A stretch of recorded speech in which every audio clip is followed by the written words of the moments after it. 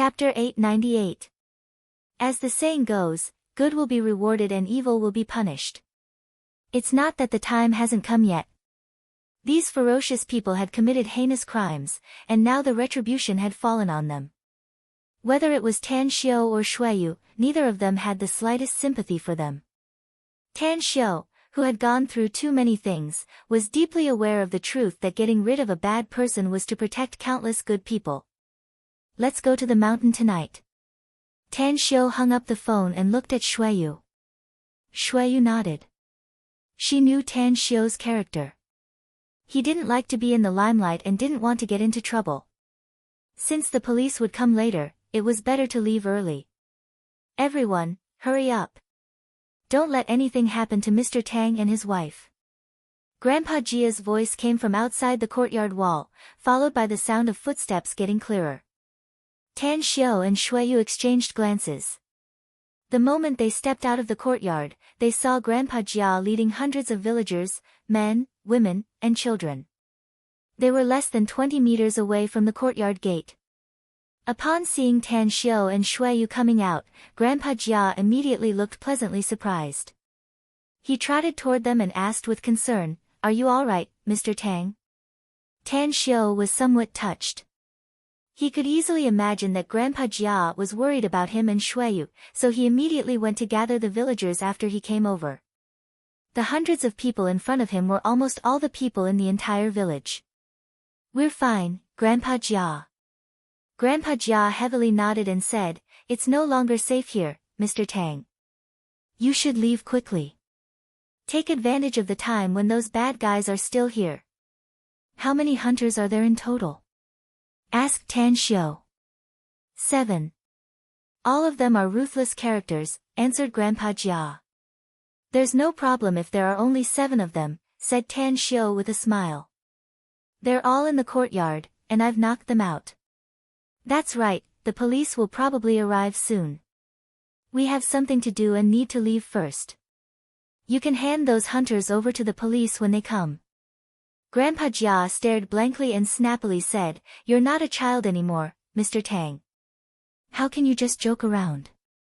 Listen to my advice, you'd better stop making a fuss. You should hurry up and leave. When those bad guys come back, we can just find a random excuse." Many villagers had seen Tang Xiu before, so they also chimed in at this moment. "Yes, Mr. Tang, you don't understand the character of those bad people. They have knives and guns in their hands. You should leave quickly. Mr. Tang, Grandpa Jia is not joking with you. Hurry up and leave. Otherwise, all the bad guys will come back and you won't be able to leave. Sigh, he's too young and doesn't know the dangers. Those bastards aren't easy to deal with. They dare to kill. Let's go." Tan Xiu looked at the simple faces and the concerned expressions on their faces. He silently buried his emotions in his heart and said, "Everyone, if you don't believe me, then follow me to the courtyard to have a look. The 7 bad guys were all subdued by me.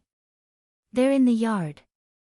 Mr. Tang, seeing that Tan Xiu was still talking nonsense, Grandpa Jia stamped his feet angrily and said, "Since you like to talk big, I'll go in and have a look." Having said that, he strode into the courtyard. And when he saw the scene in the courtyard, his footsteps suddenly stopped, and an expression of disbelief appeared on his aged face. The dozen or so villagers behind him had only taken a few steps into the yard when they suddenly stopped when they saw the scene in the yard like Grandpa Jia. As if they had lost their souls, they stared at the 7 people lying on the ground like dead dogs with their eyes wide open and their tongues tied. Heavens! I'm not dreaming, am I? These bad guys were really knocked down by Mr. Tang. How is this possible? These bastards have knives and guns. How could they be subdued by Mr. Tang? Is Mr. Tang a martial arts expert? He's not afraid of bullets. I clearly heard gunshots before. Amazing. With a smile on his face, Tan Xiu listened to the villagers who had just woken up from their stupor. Then, he said with a smile, "Everyone, you can see that I've subdued all these bad guys. Quickly search them and see if there are any dangerous goods on them. Also, it's best to find some strong ropes and tie them up. They'll wake up before the provincial police arrive and they'll definitely do something dangerous to you. Grandpa Jia seemed to have woken up from a dream and hurriedly said, "That's right, Mr. Tang is right. Everyone, hurry up and find some ropes. We must find some thick and strong ropes to tie all these bad guys up. As long as the police come and arrest them, we'll be at peace in the future." Quickly, under the respectful gazes of all the villagers, Tan Xiu and Shui Yu left the village, leaving the off-road vehicle left by Jia Weili in the village. The night was hazy. When the stars appeared in the night sky, the duo finally arrived at their destination. Originally, Tan Xiu planned to use this cave to plant elixirs. But due to the appearance of the occult doors people, as well as the fight with Jin Sanqi and Jin Sijie, all the elixirs were eventually moved away.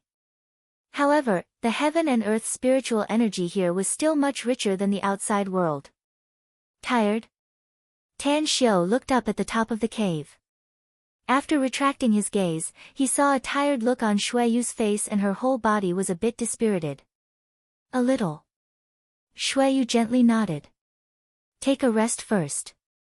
"I'll study this 6-starlight array," Tan Xiu said with a smile. "I'll ask you again if I encounter something I don't understand." Shui Yu shook her head and said, "Let's study it together.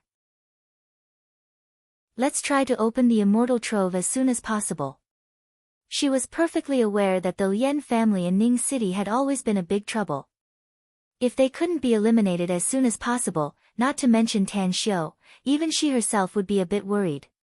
Furthermore, she had known about this immortal trove for a long time, but it had never been opened.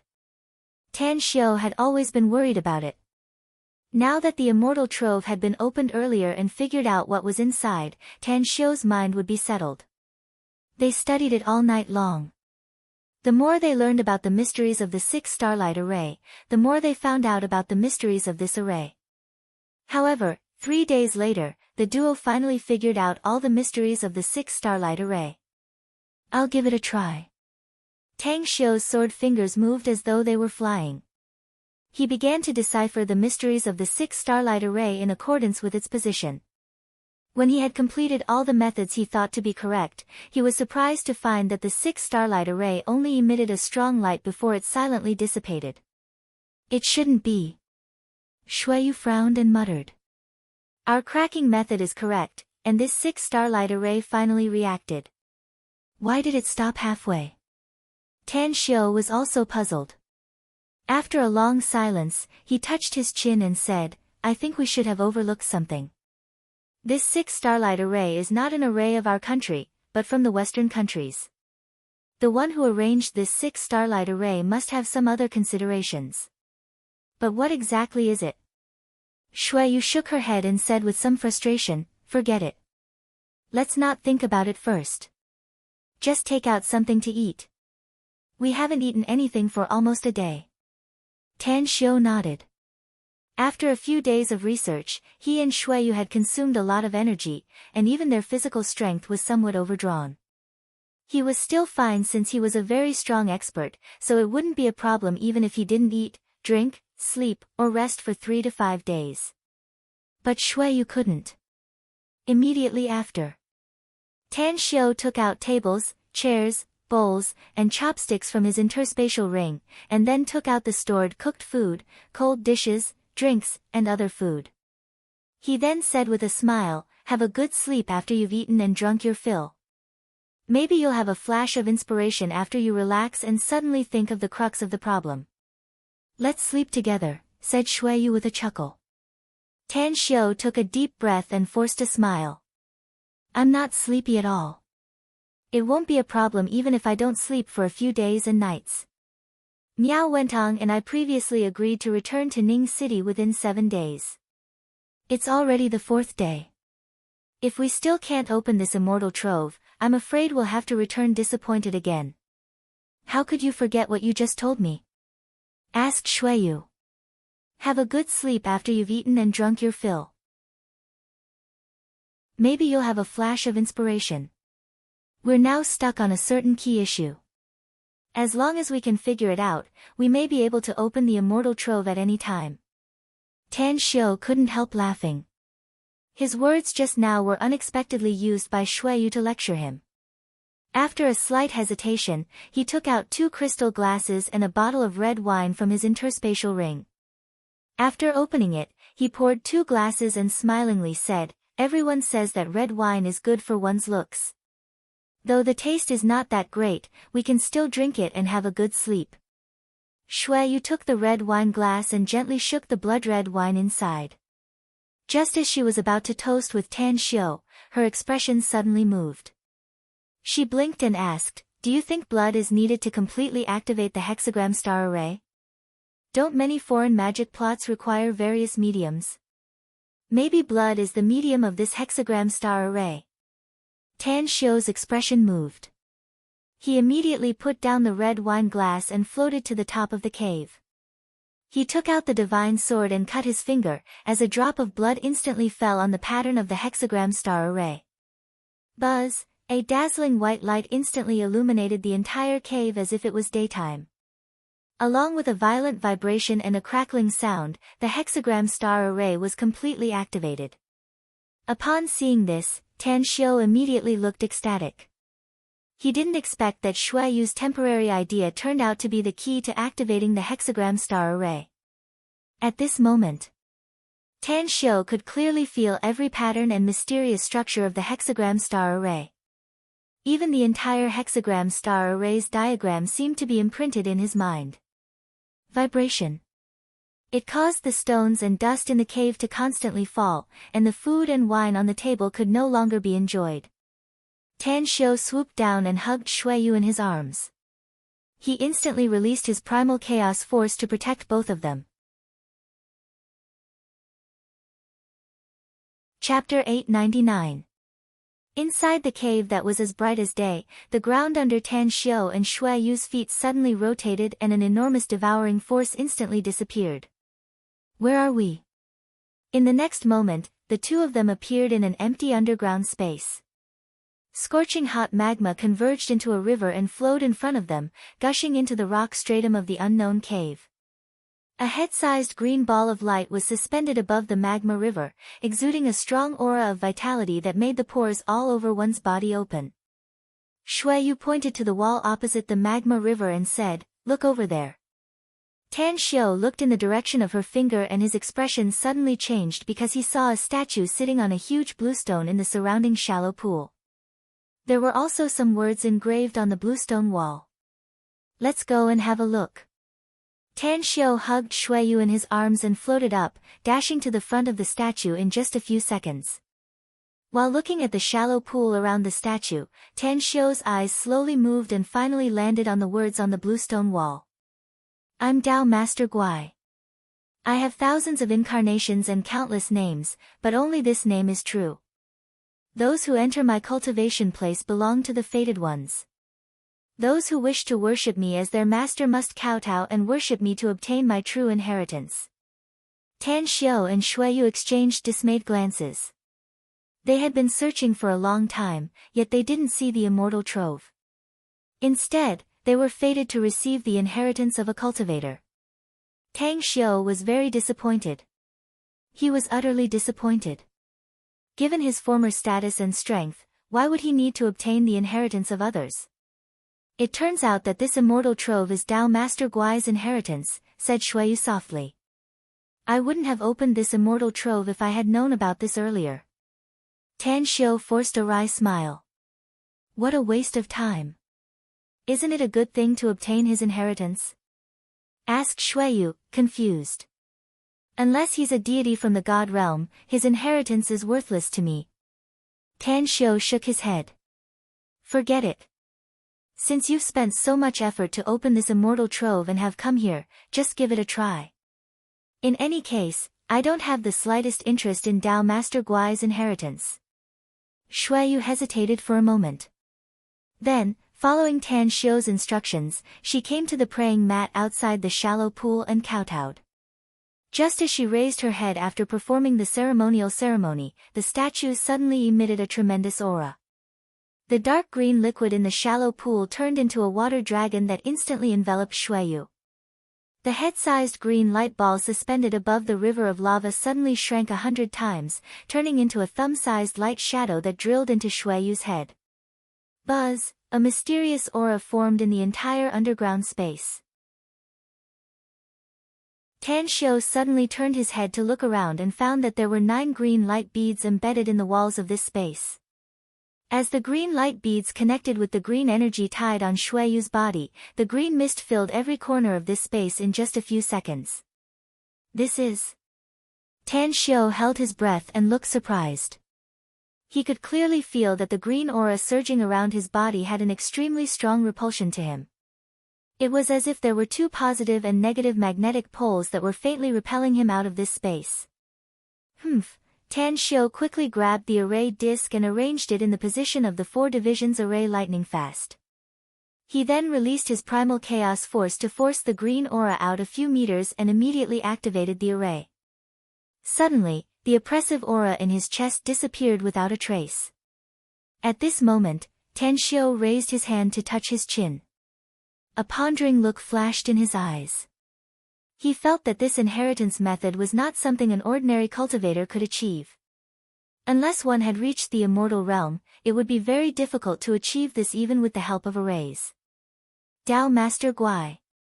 I've never heard of this name in the immortal world. Presumably, he's not a powerful figure, right? However, it seems that the inheritance ceremony will take some time, so I'd better wait. Tan Xiu sat cross-legged and was ready to absorb the power of the stars to begin cultivating. However, he was dumbfounded to find that the green energy floating outside the 4 divisions array had completely isolated this space from the outside world. Even if he forced himself to cultivate, he could no longer absorb the power of the stars from the outside world. Strange. Tan Xiu sighed and immediately gave up the idea of cultivating. He took out a book from his interspatial ring and sat cross-legged on the ground to read it quietly. Time flew by. After a full 12 hours, Tan Xiu had finished reading the 4th book and digested all the contents in it. His expression slightly changed as he looked at Shueyu, who was shrouded in green light. I see. Shueyu looked at the statue in front of her. Her red lips opened slightly, and an emotionless voice came out. As her voice fell, she gently waved her arm. Suddenly, all the green light floating in the underground space swarmed toward her body. In just a few breaths, the entire space was restored to its original state. This aura is so strong. Tan Xiu looked at Shueyu in shock. He could feel that Shueyu's body was brimming with power. Just the aura she exuded inadvertently made him feel suffocated. He couldn't even figure out whether this powerful aura came from Shueyu or from Dao Master Guai who gave her the inheritance. Tan Xiu. Shueyu bowed to the statue and then floated outside the 4 divisions array. Tan Xiu removed the 4 divisions array and circled around Shueyu. After observing her for a long time, he asked, "What's your current cultivation level?" Shueyu thought for a moment and suddenly smiled. With a flick of her long sleeves, a mini version of Shueyu appeared out of thin air, exuding a green light. This mini version of Shueyu even winked at Tan Xiu and then covered her mouth with a chuckle. Nascent soul. Tan Xiu was shocked as he looked at the naked mini version of Shueyu, who looked somewhat mischievous in the green light. His heart fiercely twitched a few times. He never dreamed that Shueyu could directly break through from the qi refining stage to the nascent soul stage just by obtaining an inheritance. I don't seem to be at the nascent soul stage. Shueyu chuckled. Holy shit. Tan Xiu was shocked speechless and could only stare at Shueyu's nascent soul. Suddenly, Shueyu's pretty face blushed. She waved her long sleeves and immediately took back her nascent soul into her body. She didn't feel anything wrong when her nascent soul was naked at first, but Tan Xiu's eyes made her somewhat unable to bear it. Tan Xiu looked up in amazement and saw the shy blush on Shueyu's face. He suddenly realized something and burst into laughter. We've been husband and wife for a long time, so don't be shy. I have some good stuff here, and we'll have dual cultivation sooner or later. No, I can't cultivate my nascent soul at all even if I change my cultivation technique. You can't cultivate your nascent soul. Why? Tan Xiao took a deep breath and said with a bit of regret, I used to cultivate a supreme immortal art, so I can naturally cultivate my nascent soul and immortal nascent soul. But due to some special reasons, I became an ordinary person again, so I changed my cultivation technique to a more profound one. It's also a cultivation technique that focuses on refining the body, but it's impossible to cultivate my nascent soul. Shuiyu gently nodded.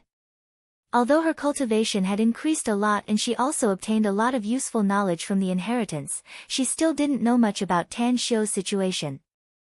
Tan Xiu didn't want to talk about his problem anymore, so he looked at Shuiyu and asked, Tell me, you got the inheritance of Tao Master Guai.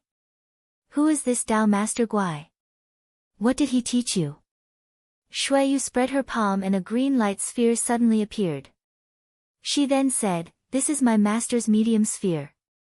As long as I activate it, my master's divine sense will appear here. After saying that, she immediately activated the green light sphere. Tan Xiu stared blankly for a moment. His expression suddenly changed and he hurriedly shouted, Don't activate it, buzz, a terrifying aura emanated from the green light sphere. In nearly an instant, the green light sphere exploded and formed a green figure in front of Tan Xiu and Shuiyu. He was thin and had a sage-like demeanor. He looked like an immortal. Shuiyu. I didn't expect my pristine immortal Confucian sect to have a female disciple. How troublesome. Tao Master Guai shook his head and helplessly said, Fine, fine. Hand over a wisp of your divine sense and you'll be a disciple of my pristine immortal Confucian sect from now on. But, after you ascend to the immortal world, you must never directly seek refuge with me. I'll leave a mark in your knowledge seat, so you can directly go there to find me after you ascend. Shuiyu hurriedly knelt and respectfully kowtowed 3 times to Tao Master Guai.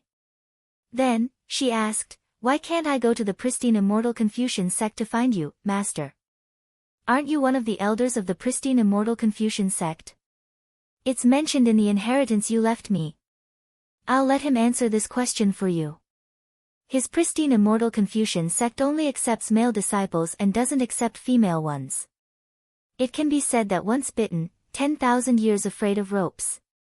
Tan Xiu sighed inwardly. He reached out to pull Shuiyu up and calmly said. Tao Master Guai stared blankly. Only now did he notice that there was a young man beside his disciple. With a bit of shock, he asked in a deep voice, Who are you?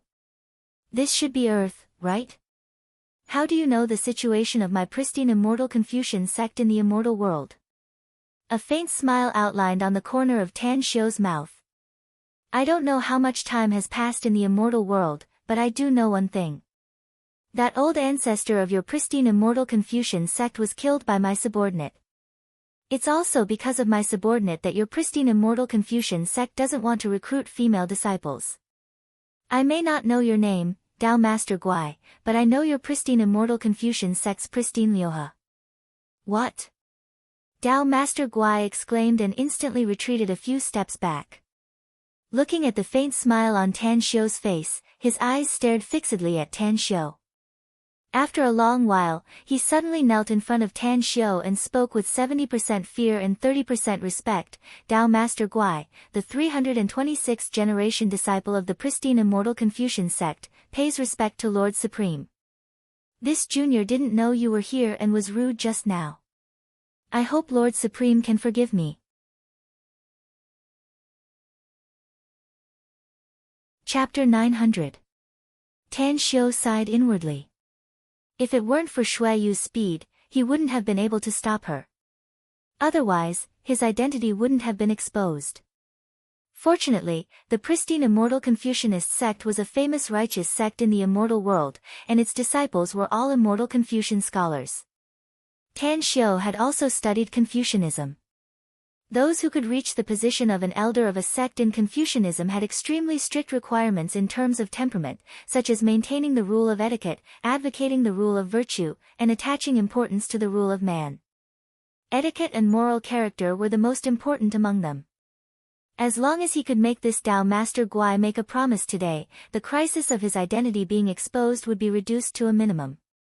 Unless he went against his heart and left a hidden danger in his state of mind, making him unable to break through in the future. Tan Xiu looked at the kneeling Tao Master Guai. After a long silence, he indifferently said, "The pristine immortal Confucianist sect is a third-rate sect in the immortal world. Even if you occupy an immortal domain, I only need to move my mouth to get rid of you. However, I've paid attention to your pristine immortal Confucianist sect, so I don't have any ill will toward you.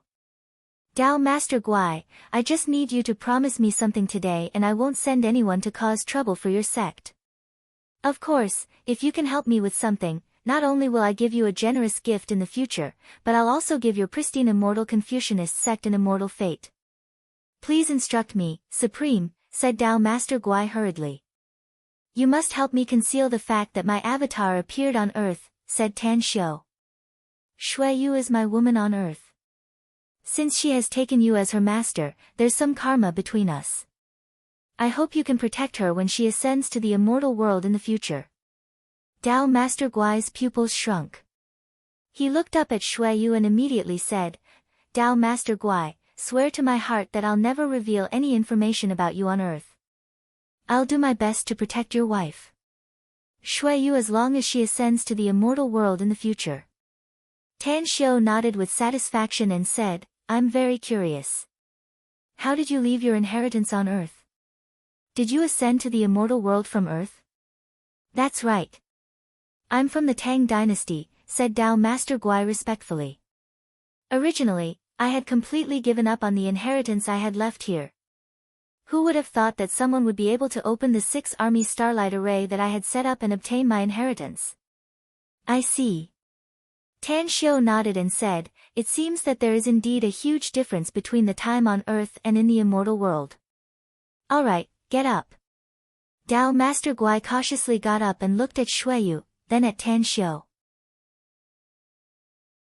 Suddenly, his expression changed as he asked, "Supreme Master, how did you?" Tan Xiu asked with a smile, "You want to ask why I'm on earth, right? Is there any news about me in the immortal world?" "There's indeed a rumor about you in the immortal world," said Tao Master Guai with a perturbed expression. "It's said that you perished when you ascended to the god's realm and your soul scattered. In fact, many of your former disciples and your subordinates even personally went to the place where you lived in seclusion to hold a large-scale memorial service." Tan Xiu lightly said, "Perish? What a joke.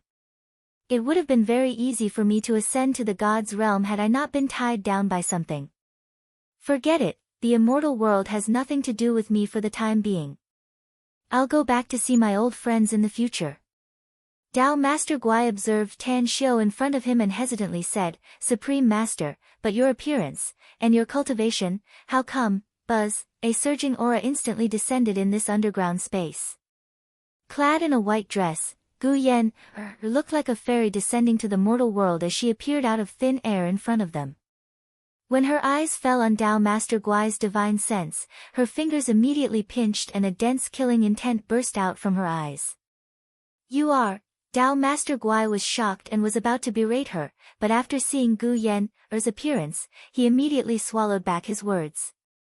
With deep fear, he prostrated and knelt down and called out, "Tao Master Guai, the 326th generation disciple of the pristine immortal Confucian sect, pays respect to Rakshasa immortal monarch." Shui Yu's complexion changed and she instantly stood in front of Tan Xiu. She was now a spirit formation stage powerhouse, but she still felt a huge threat from Gu Yan.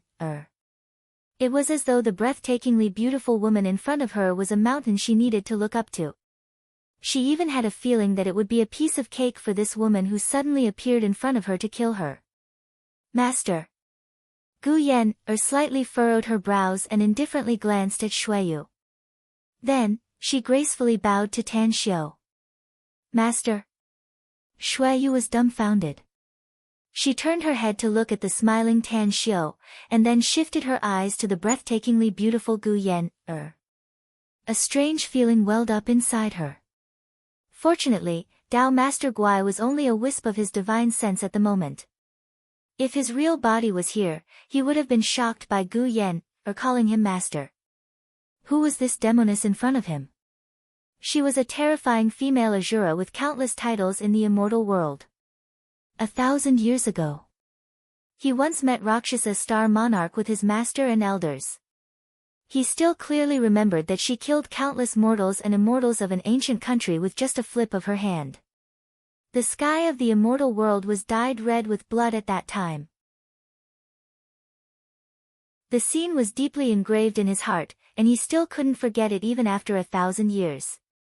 But, however, how could this vicious and merciless demoness from the immortal world be the disciple of Lord Supreme Being?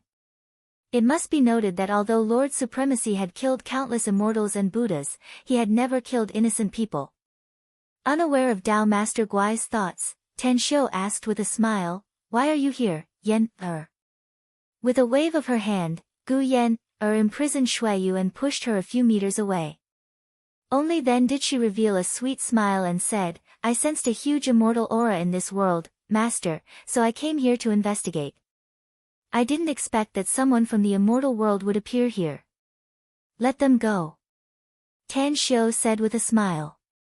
Gu Yen, faintly smiled and skillfully held Tenshio's arm. She then instantly removed the spell that imprisoned Tao Master Guai's divine sense and Shuiyu. Shuiyu ran to the other side of Tenshio and vigilantly looked at Gu Yen, asking, "Is she your disciple, Tenshio? Were you really a supreme in the immortal world?" Tenshio faintly smiled and didn't explain it to her. Instead, he looked at Tao Master Guai and said, "Remember your oath. I hope you won't violate it. Also, I'm afraid your divine sense won't be able to go back, no? Leave this immortal force to Shuiyu. She's your disciple, after all." "Understood," replied Tao Master Guai respectfully. Tenshio took a deep breath and said, "I'll also remember my promise to you. As long as you can fulfill it, I'll naturally help you set foot on a higher level in the future. I'll even give your pristine immortal Confucianist sect a great opportunity." "Thank you, Supreme Sir," Tao Master Guai respectfully replied and cautiously looked at Gu Yen, Then, he turned into immortal force and integrated it into Shuiyu's body. "Shuiyu, absorb this immortal force first. It'll be of great benefit to you," said Tenshio.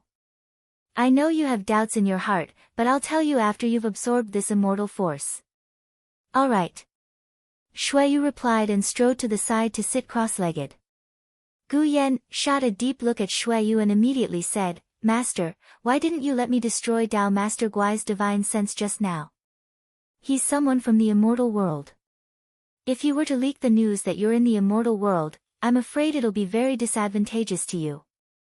Tenshio turned to look at Gu Yen, and said in a low voice, "You just had a way to destroy Tao Master Guai's divine sense. Can you follow his divine sense into the immortal world and destroy his immortal soul?" Gu Yen's expression turned stiff. She shook her head and said, "I haven't recovered my strength yet. I can't even reach the golden immortal stage, so I can't destroy his immortal soul." "That's it." Tenshio nodded. "If you can follow his divine sense into the immortal world and directly destroy his immortal soul, I'll naturally let you destroy him as soon as possible just in case. But you can't do it now, and I can't do it either. Hence, I can only bet that he'll abide by his oath and conceal the news about us in the immortal world. Don't worry too much, Yen, I know a bit about the situation of the pristine immortal Confucianist sect. Once this sect's disciple violates his oath, he'll have to pay a huge price. He won't easily leak our whereabouts unless it's a last resort." Gu Yen, was silent for a moment. Then, she shook her head and said, "I'm still a bit worried. How about we let Ji Chi Mei leave Earth and return to the immortal world to get rid of him first?" "We can't do that." Tenshio shook his head. "I'm afraid it won't be easy for Ji Chi Mei to return to the immortal world. Further, although her injuries have healed, it won't be easy for her to restore her cultivation to its peak state. Besides, the pristine immortal Confucianist sect may be a third-rate sect in the immortal world, but there are still some perfected golden immortals in the sect. Once we fail to kill him, we'll expose ourselves even faster. Then, what should we do? Gu Yan asked helplessly. A cold light flashed in Tan Xiu's eyes as he said in a deep voice, we're racing against time from today onward. We must strive to return to the immortal world as soon as possible. As long as we return to the immortal world, I can immediately take you to a special place. Once we're there, even if those who harmed me know that I'm still alive, they won't be able to do anything to us. What do you need me to do, Master? Gu Yan heavily nodded. The most important task for you now is to heal your injuries, said Tan Xiu. You can begin to restore your strength after your injuries are healed. I'll also speed up my cultivation. Once I can break the shackles of this world in the future and ascend to the immortal world, I'll have a way to bring a large number of people to the immortal world. The immortal world will be our battlefield one day. I'll make the best use of my time to heal my injuries and restore my original strength, Master, said Gu Yan in a deep voice. You can rest assured that I'll also spare some time to train a large number of elites. As soon as possible, then. Tan Xiu nodded. I've always felt that Earth is very special. There's a problem between the time here and the time in the immortal world. If it's really like what I experienced, a year on Earth is equivalent to tens of thousands of years in the immortal world. Our enemies in the future will only be stronger, and will be in more danger. From April 1st to April 7th, 2017, this book will be free for 7 days on the QQ Reading app and Qidian Reading app. It's a small benefit to repay the many fans who have supported Silent Night for so many years. Friends who like Silent Night can download the app to read it.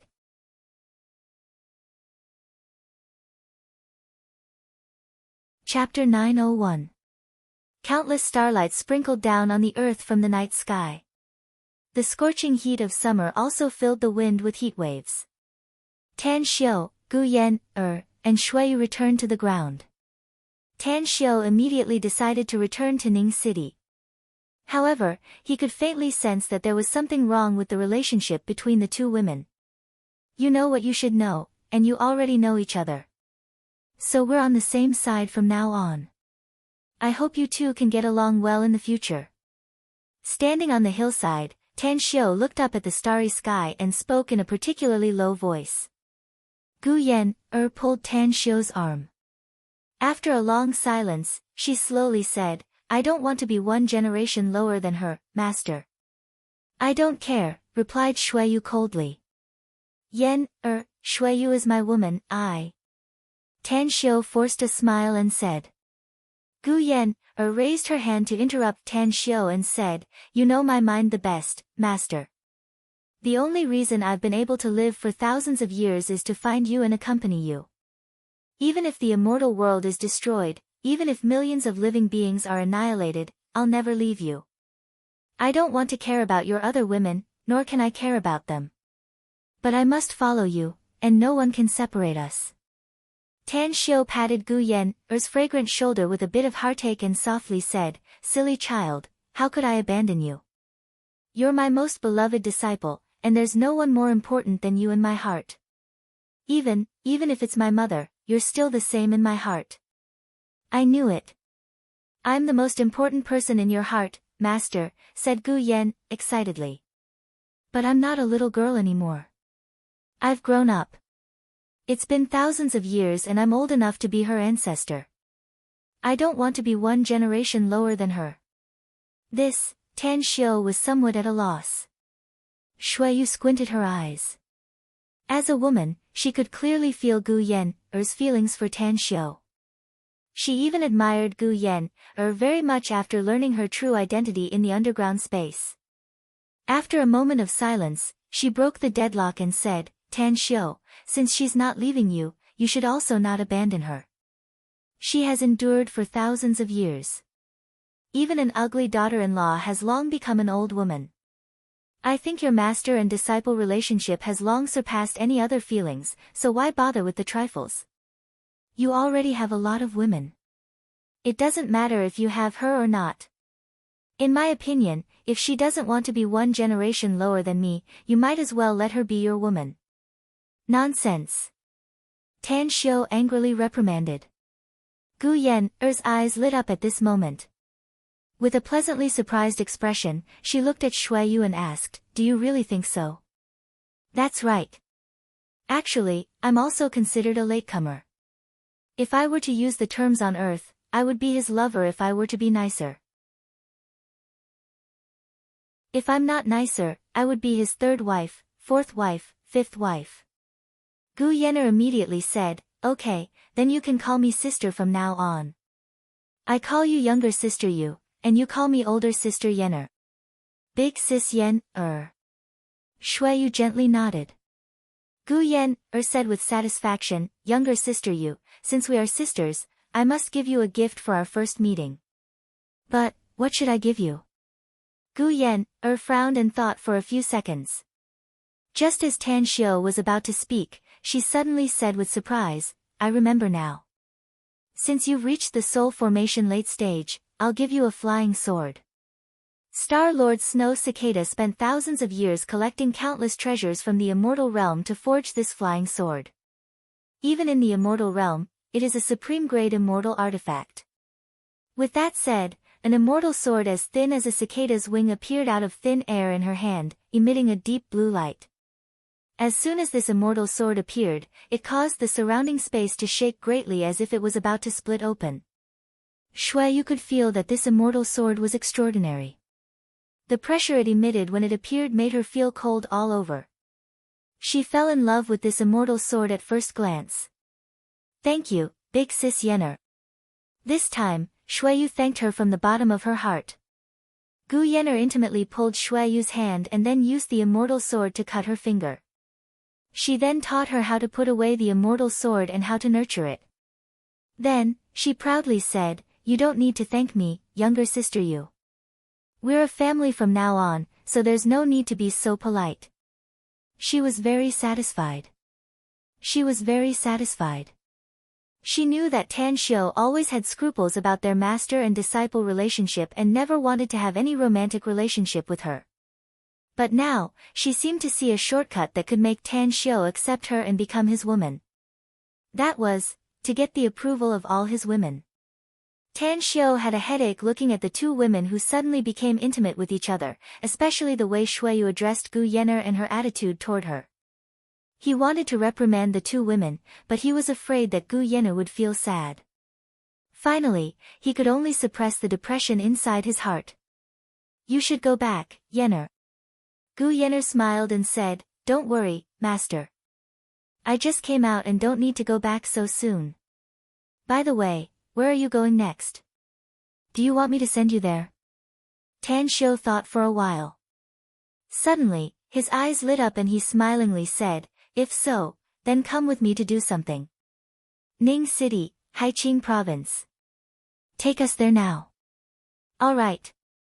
Gu Yen'er held Tan Xiu's arm again and gently grabbed Shui Yu's shoulder. A huge aura spread out and the three figures instantly disappeared. After a while, just when Tan Xiu and Shui Yu felt dizzy, the three of them had appeared in a remote place in the east of Ning City. "We've arrived. We've arrived." Shui Yu looked around in surprise with a puzzled look in her eyes. Yen'er has the strength of an immortal. Let alone such a short distance, she can even reach the moon in a moment, Tan Xiu said with a smile. "Let's go. There's no need to rush since we've arrived in Ning City. Let's go to the Miao family first and then make plans later." Shui Yu looked at Tan Xiu skeptically. Although she had suddenly become a real powerhouse and had reached the late stage of spirit formation, she had never learned any spells and naturally didn't know the speed of flying.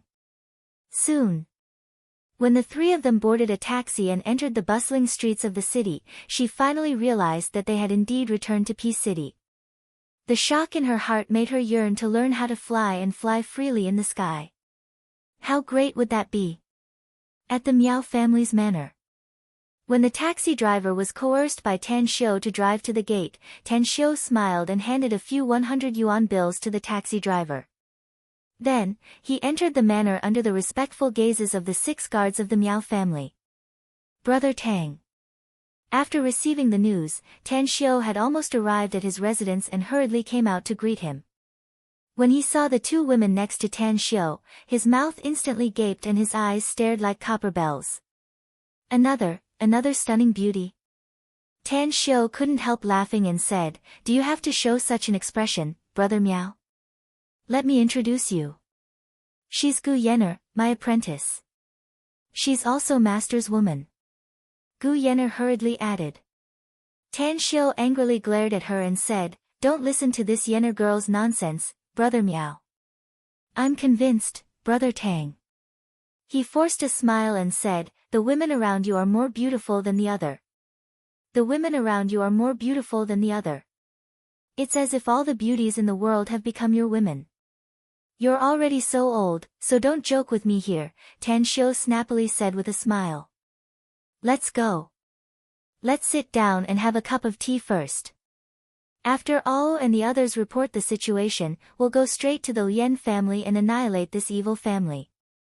Upon hearing Tan Xiu's words, Miao Wentong immediately suppressed the shock in his heart and nodded with a solemn expression. "The Lien family will always be a malignant tumor if we don't eradicate them. But we can't act rashly now, no? What if? There's no what if." Tan Xiu waved and said, "I naturally won't act against the Lien family if I don't have full assurance. Just put your heart at ease, Brother Miao." "Brother Tang, your trump card is?"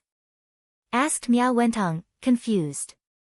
Pointing to Gu Yenner, Tan Xiu smilingly said, "My precious disciple has come, so I'll let her exercise her hands and feet. Even if we don't act, the Lien family will be annihilated today." Miao Wentong looked at Gu Yenner and incredulously said, "Brother Tang, you mean Miss Gu? How is this possible? Please don't joke with me. Are you looking down on women?" asked Tan Xiu with a faint smile.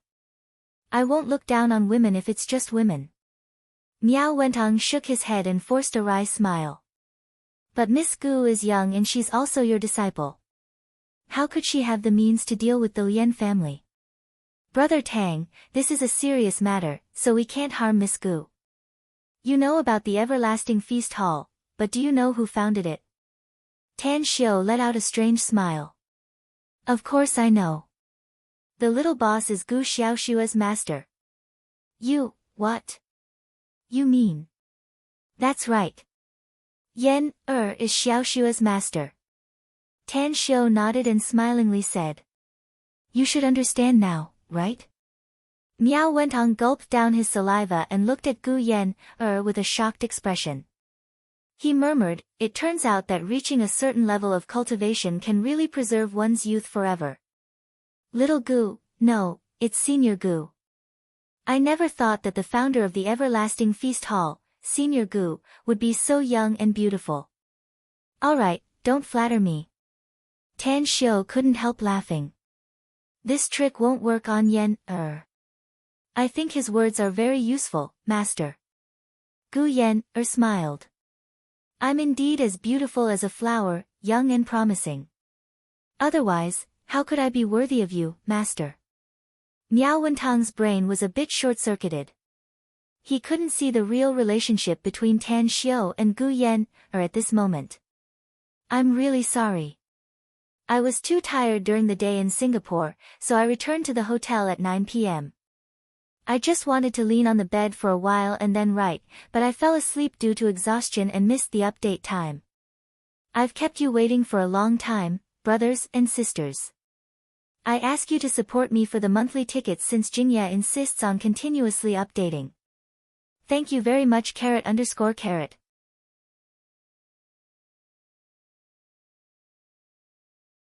Chapter 902.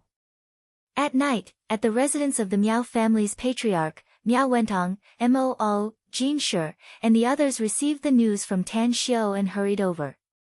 They reported the results of their investigation of the Lien family in the past few days, but in the end, they still didn't find out who was behind the Lien family. "I'll go with Yenner. You guys stay here and wait for the results." Tan Xiu pondered for a moment and finally made a decision. "Brother Tang, I know you and Senior Gu are very powerful, but only the two of you are going to the Lien family this time." "What if?" said Miao Wentong quickly. Tan Xiu waved his hand and said, Brother Miao, you don't need to address Yen, as a senior. Just call her by her name. As for the two of us, you can rest assured. Even if the other party is someone from the netherworld, with Yen around, it won't be a problem. This, Miao Wentong hesitated for a while before he nodded and said, since you don't want my clansmen to follow you, then you should at least let me and all follow you. Their strength is very strong. Even if they are compared to me, I'm afraid they are not inferior to me. Even if I let them support me from the periphery, I will be at ease. Tan Xiu smiled and said, if that's the case, then you can follow us. There's no time to lose. If we wait until daybreak, it'll be inconvenient for us to do our work. Let's go straight to the Lian family. Gu Yan, chuckled and said, tell me where the Lians live, or tell me their family's appearance. I'll take you there. What do you mean? Boss. Boss Gu has been to Peace City before. Miao Wentong was puzzled. Gu Yanner said, I did come to Peace City before, but that was more than 20 years ago. Miao Wentong suddenly understood and then told Gu Yanner the address of the Lian family. In addition, at Gu Yanner's request, he also told her the architectural features of the Lian family. A moment later, just as Miao Wentong was about to call someone to prepare the car, he felt the world spin around him. Then, he saw that his surroundings had changed. What's going on? Miao Wentong couldn't help but exclaim as he looked around, dumbfounded. Just a moment ago, he was still sitting in his house. How did he end up somewhere else in the blink of an eye? No, this is the periphery of the Lian family. Tan Xiu smiled faintly and said, Brother Miao, don't be surprised. Yenner's strength is not something you can imagine. Alright, you guys stay here to provide support.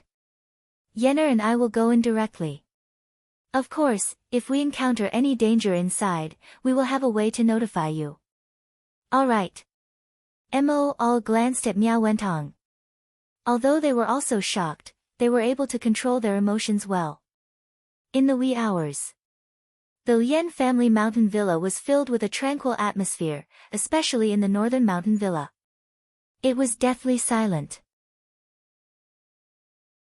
Other than the Lian family's ancestors in the lower space, there were no other creatures.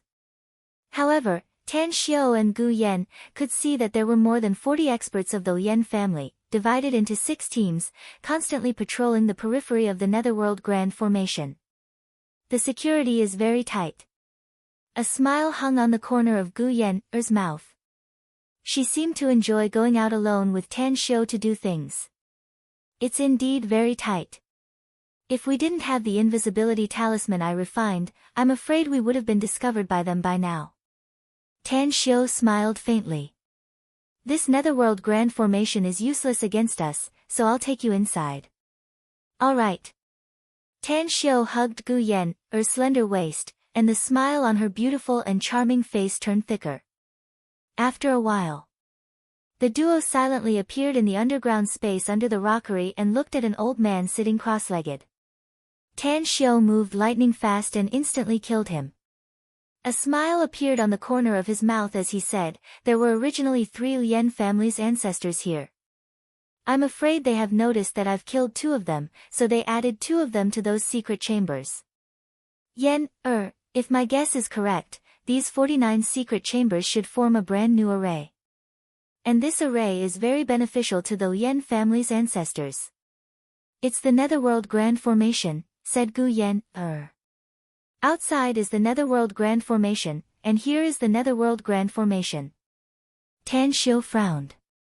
How did the Lian family arrange these 2 arrays? One had to know that setting up this kind of formation required very special materials, as well as very special methods. Even if a golden core stage cultivator wants to set up these 2 formations, I'm afraid it's just a dream. Master, the Lian family's ancestors have already turned into half-ghosts. Gu Yan sighed faintly. I can sense something special in their bodies. What is it? Tan Xiu was confused. How come I didn't notice it? Asked Gu Yan. After asking, Tan Xiu's complexion turned a bit red. He realized that his current strength was like the difference between heaven and earth compared to Gu Yan. Although Gu Yan could sense it, he didn't necessarily feel it. "I'll tell you later, master," said Gu Yan, with a chuckle. As she spoke, she gently raised her arms, and two huge airflows instantly passed away. In just a few seconds, the Lien family's ancestors in the 49 secret chambers were all swept up by the two airflows and pulled in front of the two people. Looking at their greatly changed expressions, Gu Yan instantly moved to confine them. "Damn it! Who the hell are you?" One of the Lien family's ancestors, who was clad in a red robe with his hair combed into a bun and a black mole on the corner of his mouth, struggled and roared with a flushed face. Tan Xiu snorted coldly. His eyes swept over the 49 people and slowly asked, "Answer my question and I'll give you a quick death. Else, I have plenty of means to make you beg for death. I'm sure you're well aware of the feeling of living a life worse than death when you torture others, right? Tell us your origin first if you want us to answer your question," shouted the red-robed old man angrily. "Else, we won't answer your question even if we have to die." "You don't know who I am at all," said Tan Xiu with a faint smile. "Even if I tell you, it's just a waste of my breath. But I can dispel your doubts." "What doubts?" asked the red-robed old man. "Didn't your Lien family's people go to seek revenge under the leadership of the patriarch?" Tan Xiu said. "All of them died in my hands." The red-robed old man's expression drastically changed upon hearing it. Although he couldn't even turn his head, he still shouted fiercely, "Guodong, tell me the reason." The only old man in a Chinese tunic suit looked at Tan Xiu in disbelief and shouted, "Did you kill them? Damn it, did you kill my father and sixth uncle as well?" "That's right. I did kill two Lien family's ancestors," said Tan Xiu. "Presumably, those two old geezers are your father and sixth uncle." Grandpa Jiu, the current patriarch of our family, Lien Bai, led his clansmen to seek revenge against the enemy who killed the younger brother of the current patriarch, as well as several talented clansmen of our family, shouted the old man in a Chinese tunic suit. The red-robed old man snorted coldly and looked at Tan Xiu, asking, "Are you the enemy of our family?" "I wasn't, but now I am." Tan Xiu shook his head. The red-robed old man was silent for a few seconds and slowly asked, "What do you want to know? What exactly is the situation of your Lien family?" Tan Xiu smilingly asked. "Why did someone in your Lien family arrange the Underworld Grand Array and the Netherworld Grand Array? Also, where did you get the ghost cultivation technique? What I want to know the most is the origin of the person behind your Lien family." "You know the Underworld Grand Array and the Netherworld Grand Array?" exclaimed the red-robed old man in shock. "Damn! Who the hell are you?" "I'm a cultivator," answered Tan Xiu. The red-robed old man fiercely glared at Tan Xiu and fiercely said, "I know you're a cultivator, but there's no enmity between us. Why did you kill my Lien family's people? Why did you break into my family's land at night and attack us?" "There's a saying that I don't like very much," said Tan Xiu. "Good and evil can't coexist." Of course, this excuse is a bit far-fetched, but I really don't like to see the strong killing the weak, especially those who have cultivated to the point of being neither human nor ghost, killing ordinary people. The red-robed old man coldly snorted and threatened, "There's a saying that good and evil can't coexist. But I can warn you that the person behind my family is a terrifying existence you can't even imagine. He needs our family to provide them with human souls and blood, and our family needs cultivation techniques to become stronger.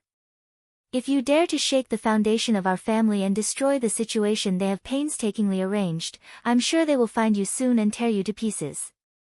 Suddenly, he blinked and grinned. "I'm really sorry. What I said was a bit light.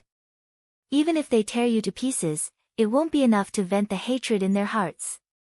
They will definitely extract your souls and imprison you in the boundless ghost fire to burn you forever, making you wail in extreme pain and turn into ashes." Tan Xiu's expression slightly changed. He could feel the temperature of the surrounding air plummeting by more than 10 degrees.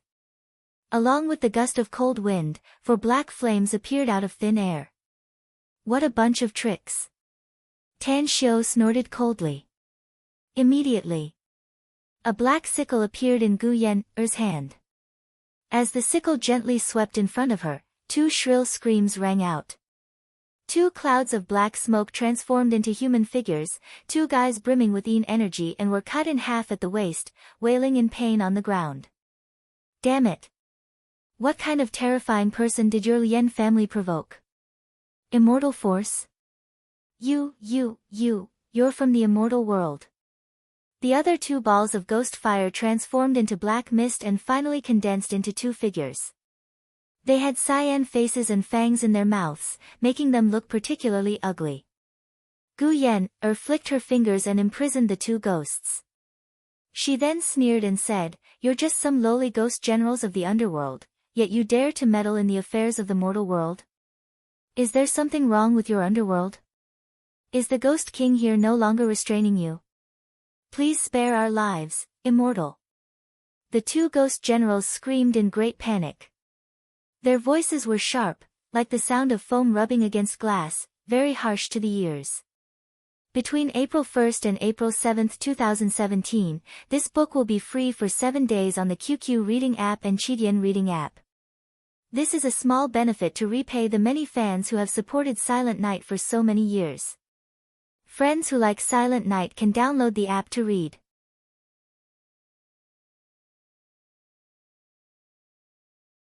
Chapter 903. After inquiring, Tan Xiu finally understood the reason. It turned out that these four ghost generals obtained an ancient secret technique in the netherworld and learned how to connect the netherworld and the mortal world from it. Coincidentally, the end of the passageway they opened was the Lien family's residence. So to say, the Underworld Great Array and the Netherworld Great Array were arranged by the four of you? The Netherworld cultivation technique practiced by the Lien family was also taught by you? Asked Tan Xiu in a deep voice. Yes, please spare our lives, exalted immortal. Replied the two ghost kings with fear and trepidation. Tan Xiu shook his head. Having figured out the root cause of the matter, he no longer cared about anything else. He turned to look at Gu Yen, and lightly said, "Let it all end." All right. A murderous glint flashed in Gu Yen's eyes as she instantly killed the two ghost monarchs and the Lien clan's 49 ancestors. In her eyes, whether it was the ghost kings or the Lien family's ancestors, all of them were like ants. She, who had killed countless people, didn't care about them at all. Yen, search the souls of all the Lien family's clansmen and erase all those who practice the ghost underworld technique, said Tan Xiu. Also, kill all the martial artists of the Lien family. What about the old, the weak, women and children? Asked Gu Yen. Spare those who don't have the ability to participate in the Lien family's evil deeds, said Tan Xiu indifferently. Remember, we can't kill the innocent, but we can't let anyone who deserves to be killed go. A few minutes later, all the people who practiced the netherworld cultivation technique in the Lien family manor died silently, including dozens of martial artists. Even Gu Yen had thoroughly figured out the situation of the Lien family's people through the soul search. Finally, dozens of other Lien family members who deserved to be killed in various parts of the country also died silently. Of course, whether it was the Underworld Great Array, the Netherworld Great Array, or the blood pool on the altar, Gu Yen had taken them all back. In addition, the passageway was naturally destroyed by her. Go back. Tan Xiu waited for Gu Yen to finish doing these things and ordered in a deep voice. In an instant, Tan Xiu, Gu Yen, and Miao Wentong, Moo, and the others, who were waiting near the Lien family's manor house, all returned to the Miao family's manor house and returned to the living room of the villa where Miao Wentong lived. How was it, Brother Tang? Miao Wentong had been waiting for news. When he realized that he and the others had returned, he immediately asked anxiously. Everything has been solved. Tan Xiu nodded and said, this malignant tumor of the Lien family has been completely eradicated. However, there is something I need you to do. Miao Wentong asked in disbelief. It's not a problem for me to do something, but you said it's all settled. How did you solve it? It hasn't been long since you entered the Lien family's mountain villa, right? Old brother Miao, we've killed all the clansmen of the Lien family who practiced nether realm cultivation techniques, Tan Xiu said with a faint smile. In fact, all of the Lien clan's cultivators had died. From now on, the Lien family would no longer exist in the strange doors. As for the remaining members of this family, let them live and die on their own. Miao Wentong looked at Tan Xiu and Gu Yan, in shock, especially Gu Yan, Her strength had shocked him to the point that it was hard for him to recover. After being silent for a long while, he said, "What do you want me to do, Brother Tang?" "Tell the Miao family to take the blame. Tell them that the Lien family was eliminated by your family," said Tan Xiu. "But it's not without benefits. You only need to leave some of the Lien family's properties to the remaining members, while the rest will belong to your family. Can you lend Ao and his brothers to me for a few days?" Miao Wentong hesitated. The Lien family is, after all, a member of the Strange Doors. I need some experts to help me in case they have a good relationship with the Lien family. Tan Xiu nodded. He then looked at Mo Ao and the others and said, "You all stay in Ning City for the time being and listen to Brother Miao's arrangement. Come back to me after you've completely solved the Lien family's matter." "Understood." Mo Ao and the others replied respectfully. "I want to go to Jingmen Island, Tan Xiu," said Shuiyu suddenly. Tan Xiu hesitated for a moment. He looked at the smiling Gu Yan, and immediately nodded. "Yan, since Shuiyu wants to go to Jingmen Island, take her with you when you go back. Although she has obtained Dao Master Guai's inheritance and her cultivation has soared, she still can't control her own power. Help her well and improve her state of mind as soon as possible. Don't worry." Gu Yan, chuckled. "I know what to do." The next moment, Tan Xiu had returned to Shanghai. It was Gu Yan who sent him back. The two women didn't stay in Shanghai and directly went to Jingmen Island. Blue Star Villa Complex. After washing up, Tan Xiu recalled the recent events and a bitter smile appeared on his handsome face. He had painstakingly studied the 6 starlight array diagram and finally opened the immortal trove. Yet, it turned out that he had made a wedding dress for others and risked having his identity exposed. Forget it. It can be considered as keeping the goodies within the family. Sitting on the bed, Tan Xiu couldn't help but sigh. Suddenly, he remembered the mobile he threw into the interspatial ring. He hadn't checked it for so many days, so he didn't know if there was anything else. However, when he took it out, he found that it was out of battery and automatically shut down. A few minutes later, Tan Xiu charged it and turned it on. He then received a lot of text messages, many of which called him, but the most he received were 2 numbers. One was Zhang Xinyue's number, which he didn't expect, and the other was an unfamiliar number. However, he didn't rush to return the call since it was late at night. He felt that it was more important to sleep first. After all, he hadn't slept for 4 or 5 days. Early morning. Tan Xiu was awakened by the ringtone of his mobile. When he opened his eyes and grabbed the phone, he found that the caller was Zhang Xinyue. Strange. What's wrong with her? Why does she keep calling me? Tan Xiu pondered for a moment before he pressed the answer button and said, "Xinyue, it's Tan Xiu." Zhang Xinyue's grumbling voice came out of the phone, "Tan Xiu, you finally turned on your phone. I've been calling you these days, but I couldn't get through to you. Where are you now? I have an urgent matter to talk to you."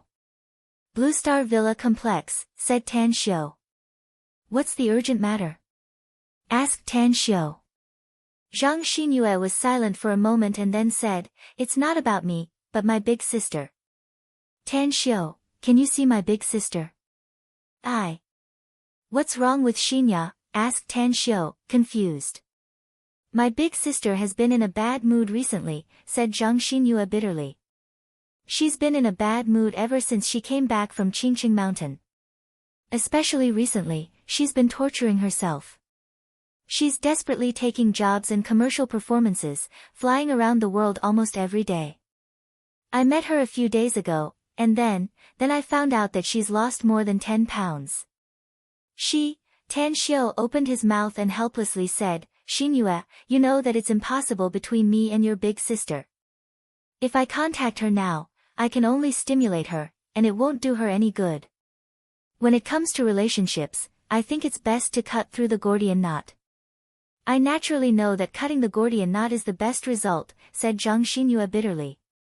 But I'm afraid she won't be able to bear it if she continues to torture herself like this. Tan Xiu, my big sister is the most important person in my heart. I can't watch her get into trouble and be indifferent. Even if I know that it's not a good choice for her to be with you, I can't care about it anymore. Tan Xiu fell into silence. The thread of love could never be cut and sorted out. Since he couldn't give Zhang Xinyue a future, the only thing he could do was to make her give up the thought that it was better for her to suffer for a short time than to prolong the pain. However, she was so stubborn that it gave him a headache. What Zhang Xinyue said might be right. If she couldn't bear it and an accident happened to her, he was afraid that he would carry the guilt toward her for a long time. Where is she now? After weighing the pros and cons, Tan Xiu forced a smile and asked. She flew to Tea Country yesterday. I couldn't stop her no matter how hard I tried, said Zhang Xinyue. I'll send the specific address to your mobile phone. All right. Tan Xiu replied and hung up the phone.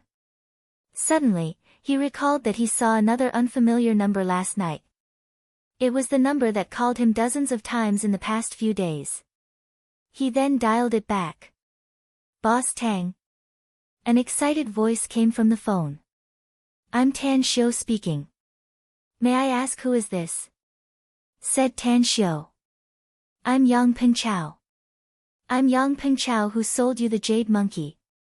Didn't you send someone to bring my girlfriend, Yuli's mother to Shanghai? We've already brought her to Shanghai, but we couldn't get in touch with you. Yang Pengchao's voice came from the phone. Tan Xiu stared blankly for a moment. He immediately let out a hollow laugh and said, I'm really sorry. I've encountered some things recently, so I forgot about it. Where are you now? I'll go to you after the party. We're at the Paradise Manor. Said Yang Pengchao. Wait for me there. I'll be there in an hour, said Tan Xiu. Originally, Tan Xiu thought that there were not many things left after opening the immortal trove. He didn't expect that things would happen one after another. It was as if there was a pair of hands constantly pushing him forward. Zhang Xinyue's matter, Yang Pengchao's future mother-in-law's matter, his own preparations to go to Nine Dragons Island, and even the jade pig that he was waiting for news to come to Tea Country, one after another, he realized that he was really busy.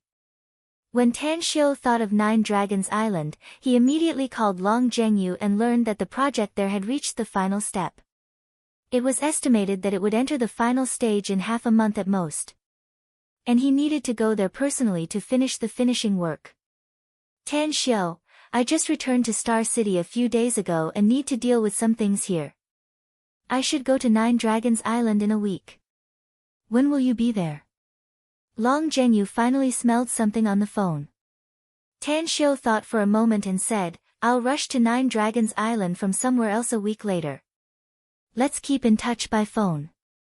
That's right, if you pass by Hong Kong after going to Nine Dragons Island, go to the Grand Fortune Jewelry's headquarters in Hong Kong and ask Hao Lei for some jade stones. Also, help me bring them there on the way. All right. Long Zhengyu replied and hung up the phone.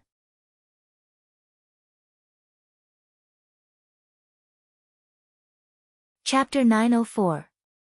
In the hot summer, the Paradise Manor's business was particularly booming due to its beautiful environment and picturesque scenery. Even in the morning, Tan Xiu found many guests scattered everywhere. Many of them were families of 3 or couples enjoying the sunshine and beautiful scenery. Interesting. As excavators and cranes appeared in his line of sight, a smile appeared on Tan Xiu's face. Ouyang Lulu had previously mentioned to him that she was preparing to build a resort hotel in a spacious and empty space in the Paradise Manor, turning it into a top-notch resort. Now that those construction vehicles appeared, they should be ready to start construction. Knock, knock. Just as Tan Xiu stopped the car and looked at the construction vehicles in the distance, someone knocked on the window from the outside. Tan Xiu looked outside and immediately saw Ouyang Lulu bending down, revealing her white and deep skin, with her billowy breasts. With a faint smile, Tan Xiu opened the door and got off. He looked at Ouyang Lulu, who was clad in a fiery red dress with her flowing black hair, and said with a smile, "Are you ready to build a resort hotel?" "Yeah." Ouyang Lulu giggled. "I'm looking forward to your coming back."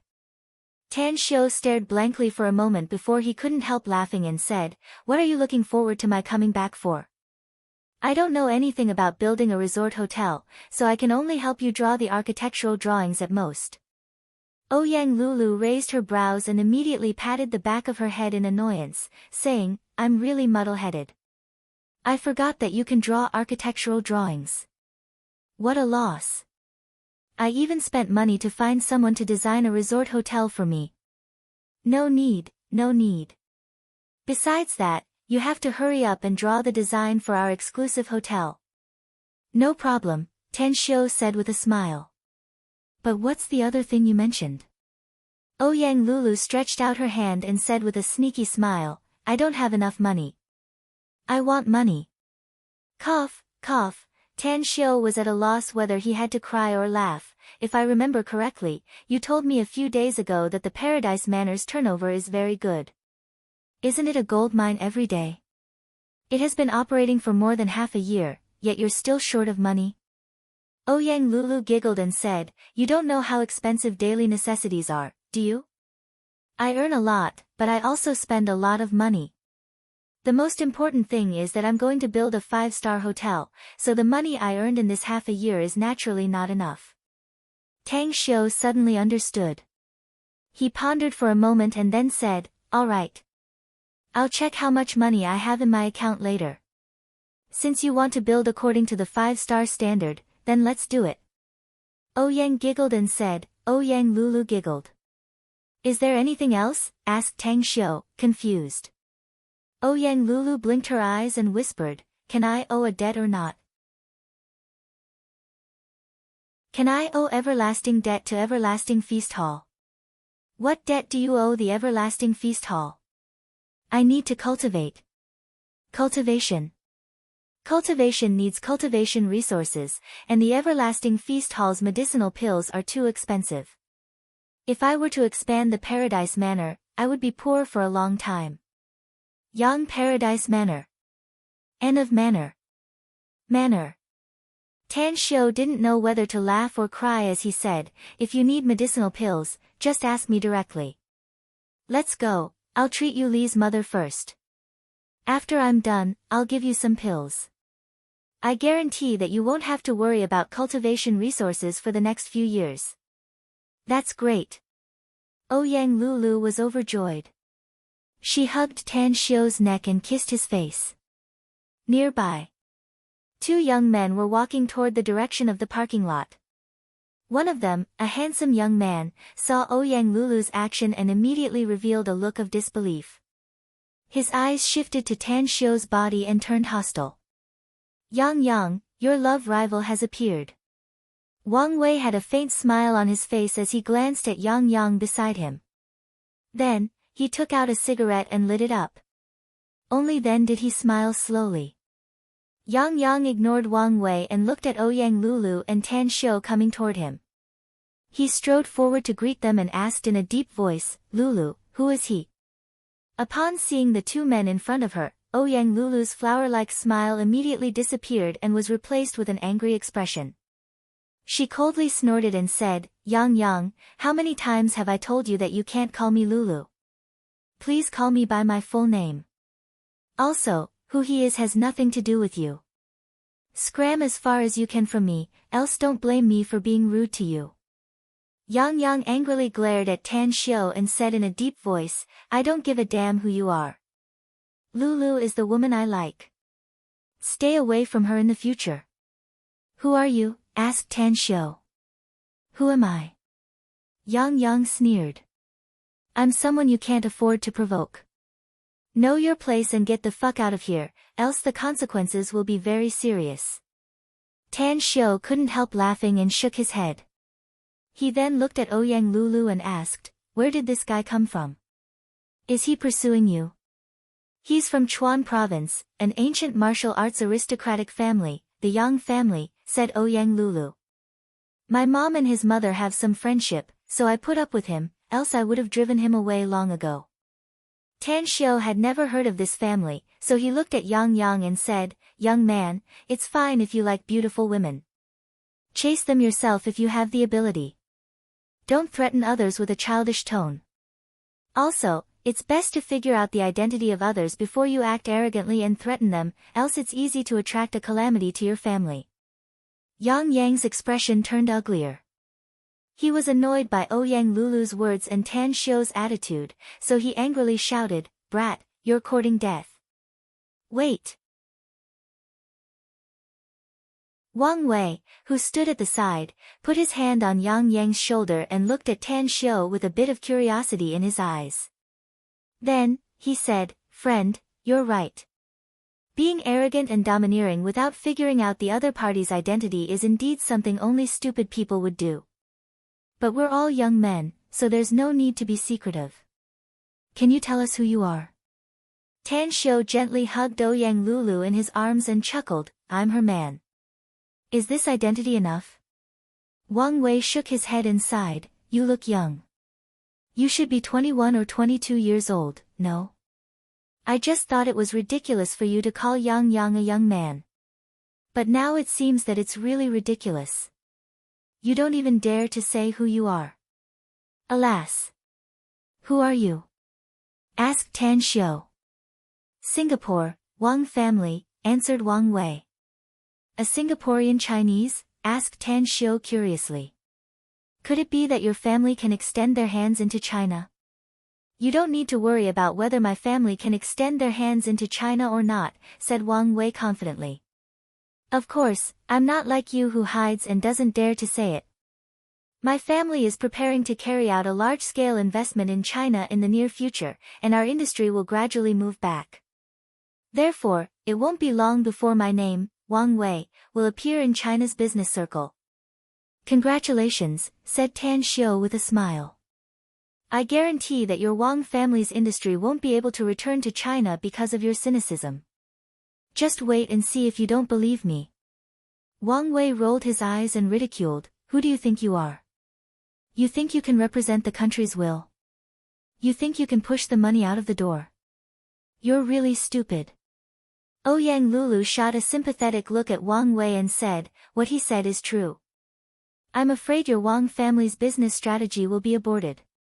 I thought you were better than this Yang Yang, but I never thought that you would stand up for such a guy and ruin the chance of your Wang family to develop in China.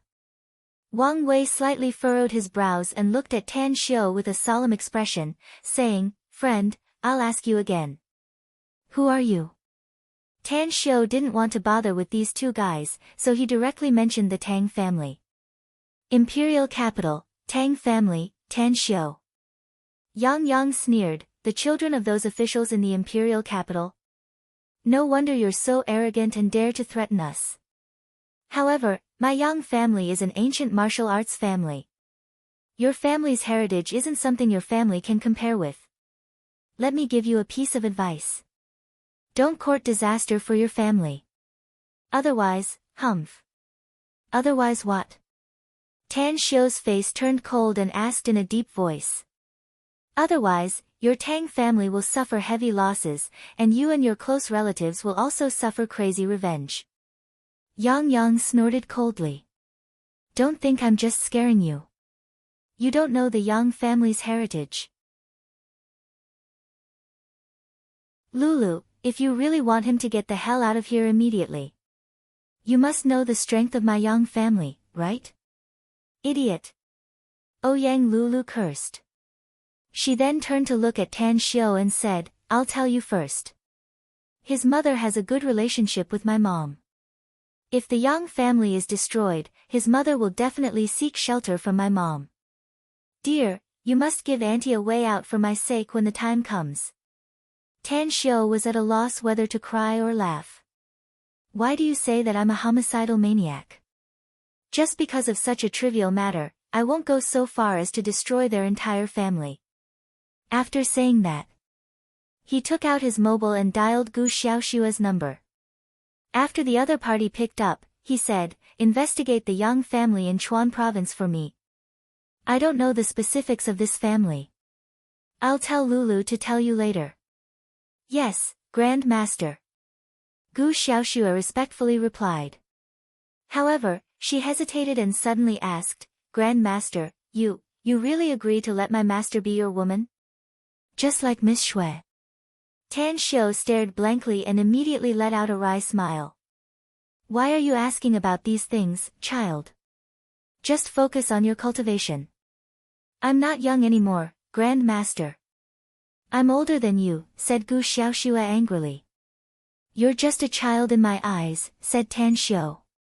After saying that, Tan Xiu directly hung up the phone. Yang Yang and Wang Wei exchanged glances. They were keenly aware of the sensitive word cultivation in Tan Xiu's call just now. Could it be, he's also a cultivator? Yang Yang took a deep breath and sneered. If my guess is correct, you should be a martial artist, right? I'm hailed as the cultivation genius of my family, the strongest among the younger generation. How about we have a match? I won't bully you, so I'll let you use only one hand. Not interested. Tan Xiu lightly shook his head. A cold glint flashed in Yang Yang's eyes as he instantly dashed toward Tan Xiu. His fist was very fast, mixed with the whistling sound of the wind, and quickly smashed in front of Tan Xiu. Tan Xiu's complexion slightly changed. He didn't expect that this guy would directly attack him, even ignoring Ouyang Lulu in his arms.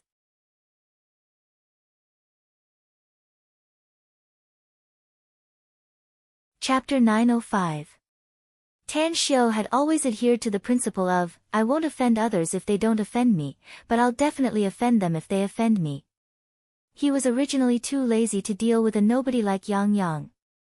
However, he didn't expect that this guy would attack him without a second thought. Scram, the seemingly light punch directly collided with Yang Yang's fist. As the sound of bones breaking rang out, Yang Yang let out a blood-curdling scream. His entire arm was instantly twisted, and his body was sent flying by the huge recoil, smashing into the cement floor 7 or 8 meters away. Wang Wei's pupils shrunk with a horrified expression. He knew that Yang Yang's strength was something that even he was ashamed of being inferior to. However, he never expected that Yang Yang would be defeated so miserably in just a single exchange of fists between the two of them. How are you? Wang Wei was scared and dashed to Yang Yang's side. He helped him sit up and asked with a concerned expression. Yang Yang looked at Tan Xiu in disbelief as though he had seen a ghost in broad daylight. He was very strong and couldn't be compared to a martial arts grandmaster. Ordinary experts wouldn't be able to last long in front of him. But how did he lose just like that? Tan Xiu disdainfully glanced at Yang Yang and indifferently said, I didn't even use my full strength to kill the Amur tiger in the imperial capital last year. I didn't even use 1% of my strength, yet you lost so miserably. So I'm really too lazy to deal with a nobody like you, but I didn't expect you to be so reckless. The Amur tiger. Yang Yang stared blankly and suddenly realized something. He endured the heart-wrenching pain in his fist and arm as he struggled to get up from the ground and hurriedly shouted, Did you kill the Amur tiger? Impossible. It's absolutely impossible. The one who killed the Amur tiger is from the imperial capital. His expression froze and his body couldn't help but shiver a few times. Who among the ancient martial arts families in the country didn't know how terrifying the Amur tiger was? Everyone knew that the Amur tiger was not a martial artist, but a cultivator. The news that the Amur tiger, who had lived for such a long time and possessed astonishing strength, was killed in the imperial capital had long been spread everywhere. The Tang family. Imperial capital Tang family. Yang Yang hadn't thought of this earlier, so he wasn't afraid of those families in the imperial capital. However, when he thought of the Manchurian tiger's death, his entire body turned cold, and his heart felt as if it had fallen into an ice cave. This was because these ancient martial families were willing to provoke any other family, but not the imperial capital's Tang clan. He still clearly remembered what his father had said to him. If I'm not mistaken, the imperial capital's Tang family has a powerful expert. This expert should be a martial cultivator, but if he's not a martial cultivator, his martial arts cultivation has definitely reached a terrifying level. I'm afraid he alone can slaughter the entire Yang family. Never in Yang Yang's wildest dreams would he have imagined that the terrifying powerhouse that his father had once mentioned would actually be this young man in his early 20s. Wang Wei, however, was oblivious to this. Despite knowing that he was not Tang Xiu's opponent after seeing his brother being severely injured, he still looked up angrily and said in a deep voice, "Friend, aren't you a bit too ruthless? Killing someone is but a simple matter, yet you directly crippled his arm. Don't you know what it means for a martial artist? If I wasn't very strong and was just an ordinary person, that punch of his would have taken half of my life." Tang Xiu sneered. "I only crippled his arm, so it should be considered a light mercy, right?" This, Wang Wei was immediately at a loss for words. He was aware of Yang Yang's strength and knew that Tang Xiu was right. Yang Yang just flew into a rage out of shame and didn't show any mercy. Tang Xiu looked at them with disgust and waved his hand, saying, "Just get the hell out of here. Don't think you can be arrogant and domineering just because you have some martial arts and a good family background. I'm kind-hearted and I don't want to bother with you. Else, let alone you, even your family will be implicated. You're very strong, but I'm afraid you're still lacking compared to that mouth of yours," said Wang Wei angrily. "We'll see what happens in the future." Ignorant. Tang Xiu shook his head. He really didn't feel like looking at them and walked toward the manor with Ouyang Lulu. This matter was just a small episode for him and didn't affect him much. However, he still had to investigate the background of Yang Yang's family to avoid being entangled in this matter in the future. If the other party dared to provoke him again, he would teach his family a lesson. "Lulu, when you talk to Xiao Xue about the Yang family, remember to ask her to send some people to the Yang family to intimidate them." "That's right, I'll use this method to challenge them." "Dear, you're going to make the Yang family lose face in the ancient martial arts world," said Ouyang Lulu with a strange expression. "Losing a bit of face is better than having your whole family exterminated, no?" said Tang Xiu. "I destroyed a family in Ning City last night." Ouyang Lulu pursed her lips. She obviously didn't believe Tang Xiu's words. "If you were in Ning City last night, it's impossible for you to return to Demonic City this morning. Even if we're talking big, we can't leave any loopholes, can we?" Tang Xiu couldn't help laughing. He didn't feel like arguing with Ouyang Lulu about such a pointless topic. After walking inside, he quickly saw Yang Pengchao and Yuli near the parking lot. A cold glint flashed in Wang Wei's eyes as he looked at Tang Xiu's back as he left. Then, he said in a heavy tone, "What an arrogant guy. He's relying on his strength to be so arrogant and despotic. Today's enmity is set. Sooner or later, I'll make him look good." Yang Yang shook his head with a complicated expression. He took a deep breath and bitterly said, "Forget it, Wang Wei. It's better to squash enmity than keep it alive. Besides, we can't deal with him." "What did you say?" Wang Wei frowned with dissatisfaction. His arm was crippled, yet he still spoke in such a subservient manner. "Don't you know that boosting others' morale and lowering your own prestige is the most stupid thing to do?" Yang Yang shook his head and said, "You don't know about the Amur tiger in the northeast. Otherwise, you wouldn't have said that.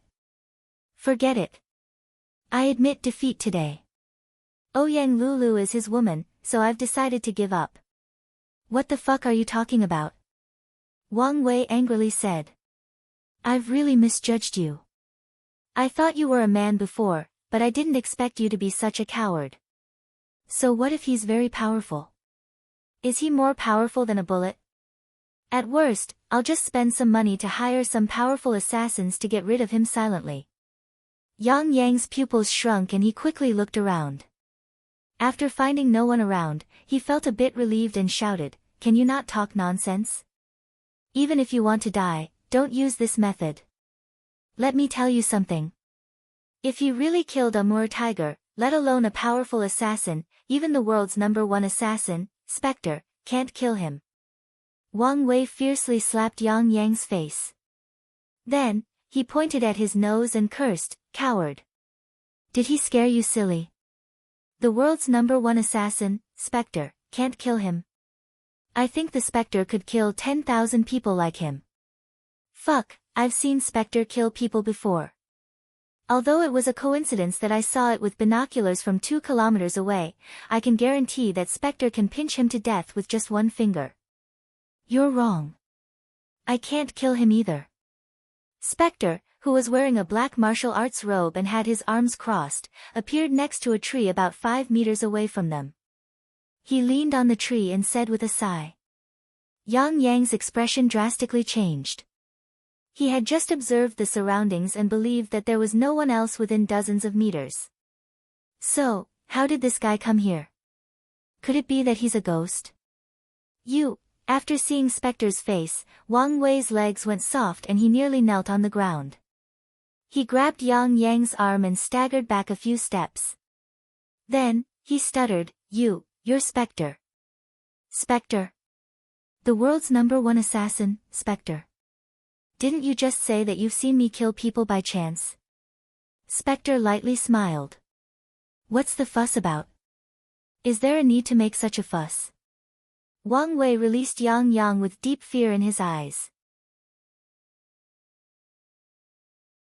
He directly knelt down, looked at Spectre and cried, Please don't kill us. If someone pays you to kill us, I'm willing to pay 10 times. No. I'm willing to pay 20 times the price. Please spare our lives." Yang Yang was dumbfounded. He didn't expect that Spectre would appear just like that. The #1 assassin in the world, Spectre, had actually appeared in front of them. But, how did he come to China? How did he come to Shanghai? How did he come to Paradise Manor? Wasn't this too much of a coincidence? Or, could it be that Wang Wei made a mistake? Spectre lazily raised his head and looked at the glaring sun. He shook his head and sighed, boring. That's really boring. I thought I could kill 2 chicks to relieve my boredom, but I didn't expect that you guys wouldn't dare to provoke my boss face to face and only dare to talk behind his back. Merciful, too merciful. This boss of mine really has no passion in his life. Boss? Spectre's boss. Yang Yang and Wang Wei suddenly thought of Tan Xiu, and a look of disbelief immediately appeared on their faces. To confirm his speculation, Yang Yang hurriedly asked, You mean Tan Xiu is your boss? How is this possible? What qualifications does he have to be your boss? You're the world's #1 assassin.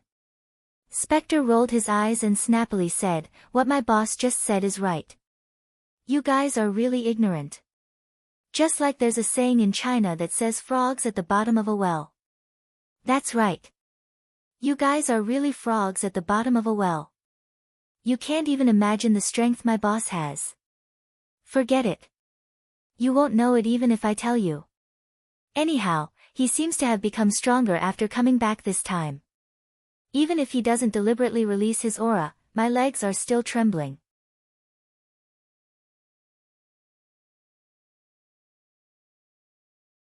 Chapter 906. Spectre was bored to the point that he felt happy teasing these 2 idiots. He almost burst into laughter when he saw their frightened expressions and shivering bodies. 13 years.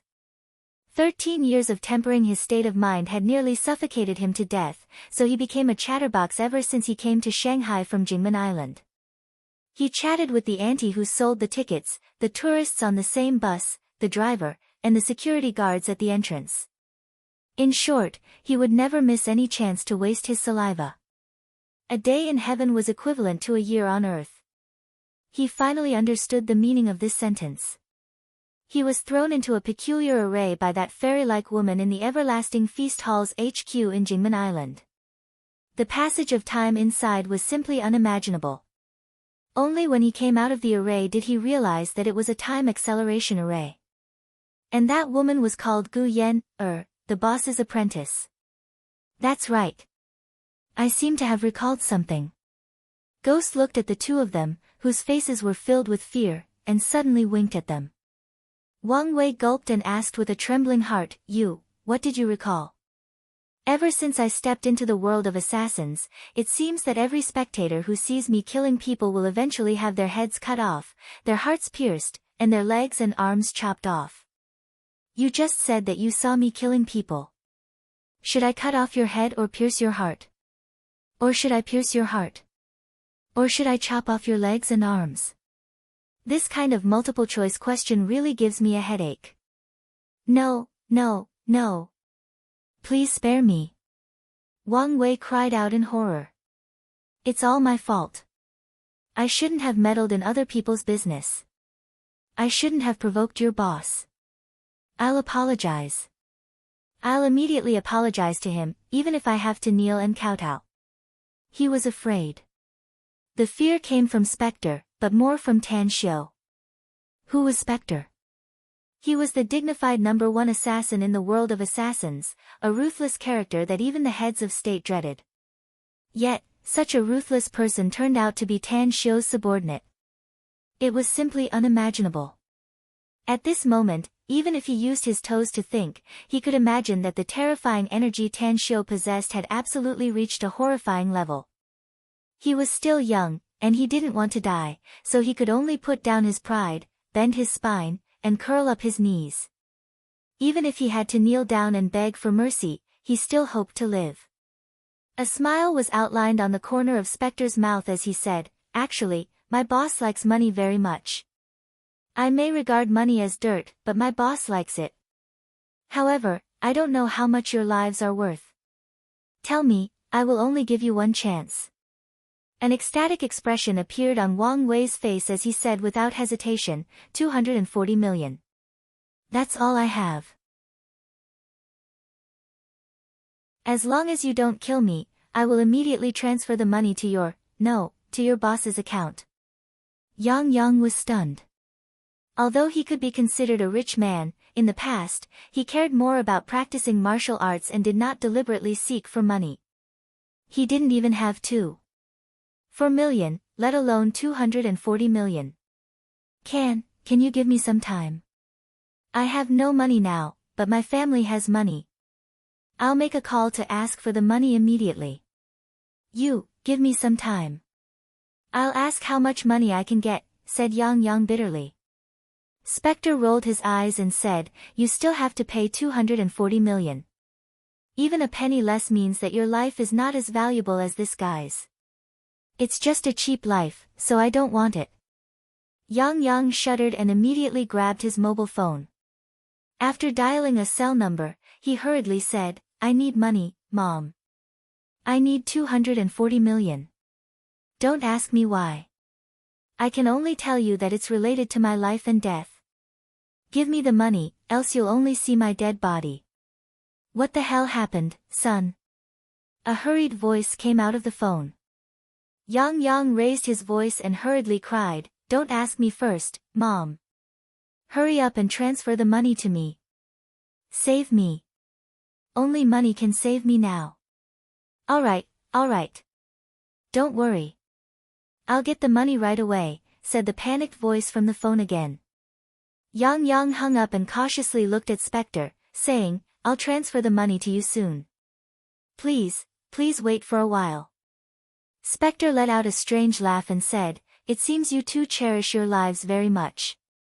All right, I'll spare your lives since you're willing to pay the money honestly. But I can't break my rules. I don't care how strong the force behind you is, but I'll kill you and your loved ones by hook or by crook if you dare to speak a word about me to outsiders. Yes. We'll never speak a word to anyone. We dare not. Yang and Wang Wei promised in fear and trepidation. Spectre proudly smiled and said, "Get the money ready. Go apologize to my boss in person." Having said that, his figure instantly disappeared. Yang Yang and Wang Wei exchanged glances. After a long while, Yang Yang muttered to himself, "Is he a human or a ghost? He can actually vanish into thin air." He didn't vanish into thin air. It's just that his speed is too fast. We can't see him clearly with our naked eyes. I'm afraid only the world's #1 assassin can have such a terrifying speed. You're right, Yang Yang. We've provoked a terrifying existence, so let's admit our defeat today. Alright. Yang Yang took a deep breath and nodded helplessly. In the depths of the Paradise Manor, Yang Pengchao and Yuli stood by the window of a Western-style building in the woods, waiting for Tan Xiu's arrival. Behind the two of them was a pale, dispirited middle-aged woman. She leaned against the headboard of the bed, her eyes filled with the desire to live. These days, she had inquired about the young divine Dr. Tang Xiu's affairs, and the result made her, who had been in despair, see the hope to live again. "Pengchao, Lily, has divine Dr. Tang not come yet?" asked Cui Yenru while looking at the backs of the two children. The two turned around and Yuli said, "Mom, divine Dr. Tang said he'll be here in an hour, so he'll definitely be able to do it. He's a man who keeps his promises." "Lily is right, Auntie." Yang Pengchao nodded and said, "Divine Dr. Tang pays attention to his promises the most. Don't worry, he might be here soon." "I was too impatient." Cui Yenru nodded. "But there's something I need to talk to you about before divine Dr. Tang arrives." "Please tell me, Auntie," said Yang Pengchao. "Pengchao, you all know about my illness. The chance of surviving this disease is really too small," said Cui Yenru bitterly. "I don't doubt divine Dr. Tang's medical level, but it's absolutely rare for someone with severe leukemia to be cured. If divine Dr. Tang can't cure me, I hope you can treat Lily well in the future. I know my daughter very well. She has chosen you, so she'll treat you wholeheartedly. I believe divine Dr. Tang can cure your illness, Auntie," said Yang Pengchao. "However, in order to reassure you, I have to promise you that no matter what happens in the future, I will never leave Yuli. I will take good care of her." Cui Yenru happily nodded and happily said, "Lily is blessed." Yuli walked to the bedside and sat down. She pulled her mother's hand and said, "I believe you'll live to a ripe old age, Mom. Pengchao's parents are gone and he has no relatives left. You're the only one left, and we must be filial to you and take care of you in the future. Therefore, you must be strong and believe in divine Dr. Tang and actively cooperate with his treatment. I'm sure you'll get better." "Alright, near the window." Yang Pengchao silently turned his head to look outside the window. A pleasantly surprised look immediately appeared on his face as he quickly said, "Divine Dr. Tang is here. Lily, you stay here with Auntie. I'm going to pick him up." "No need to pick me up." Tan Xiu's voice suddenly sounded in Yang Pengchao's ears. After a while, the door was pushed open from the outside as Tan Xiu and Ouyang Lulu strode inside. Yang Pengchao was dumbfounded. He dared to swear to God that Tan Xiu and Ouyang Lulu were on the path outside the Western-style building a few seconds ago, and they were still dozens of meters away from the building.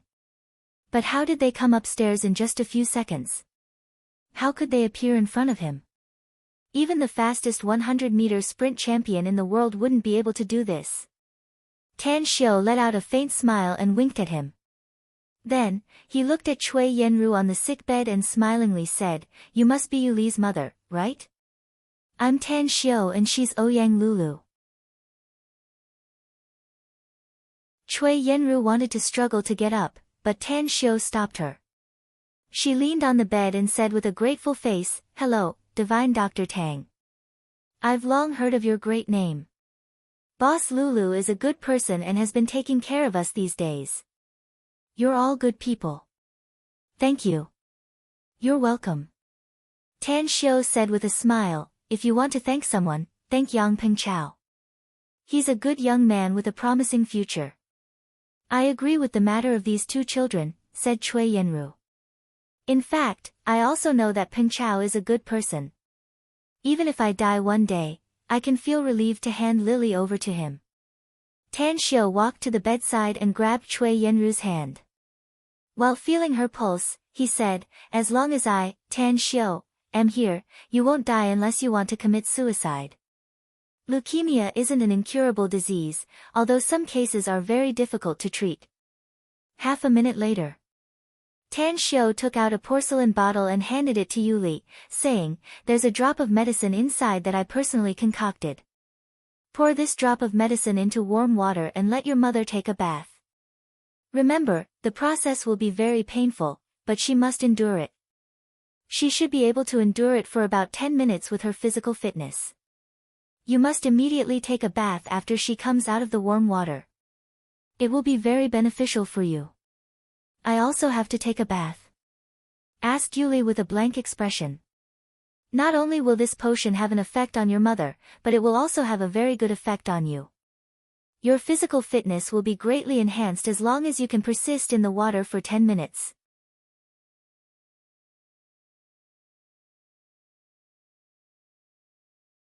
Chapter 907. The potion Tan Xiu took out was a body-tempering potion that could cultivate the physique and muscles. It was also a good medicine for treating illnesses. As long as the potion's efficacy entered Cui Yenru's body, the white blood cells would be killed and she would be out of danger. He told Yuli to take a bath because he didn't want to waste the potion's efficacy. After receiving the porcelain bottle, Yuli asked, Divine Dr. Tang, I'll definitely do what you told me. But when will you start treating my mother? I've given you the potion. Isn't it a treatment? Tan Xiu said with a smile. What do you mean? Yuli was confused. Soaking in a bath is a treatment? All right. Tan Xiu said. You go fill the water now and take your mother to take a bath. As for the effect, you'll know after the bath. I'll stay in this paradise manor for the time being. I'll be back in 2 hours.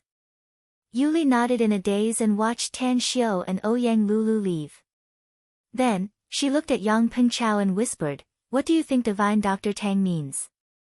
I've never heard that a leukemia patient can be cured with just a drop of potion. He's not teasing us, is he? Divine Dr. Tang will never tease us for no reason, said Yang Pengchao firmly. He's called a divine doctor, so he must be very powerful. Lily, let's not question Divine Dr. Tang for now. Let Auntie try the effect. If it doesn't work, we'll find Divine Dr. Tang again and ask him to find another way. All right. Yuli complied and carefully propped up her mother, Cui Yenru. After leaving the Western-style house. After the two entered the forest trail, Ouyang Lulu curiously asked, Tan Xiu, can that drop of potion really cure a leukemia patient? Isn't it too inconceivable? It's a potion I personally refined.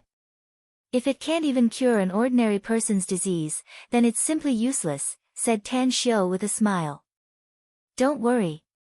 That drop of body-refining potion will not only be effective on her, but it will also remove all the white blood cells in her body. As long as she doesn't die from an accident, she'll definitely be healthy for the rest of her life. Ouyang Lulu nodded skeptically and no longer thought about it. Instead, she smilingly said, Did you come to have breakfast this morning? Do you want me to ask someone to prepare some food for you? Tan Xiu smiled and said, To be honest, I haven't eaten yet. Very soon. The two of them appeared in the dining area. Because there were some guests living here, there were many people eating breakfast in the dining area. To Tan Xiu's surprise, Moe was also in the corner of the dining area's public hall, wolfing down food. Professor Moe, Tan Xiu walked over and sat opposite Moe. Moe looked up.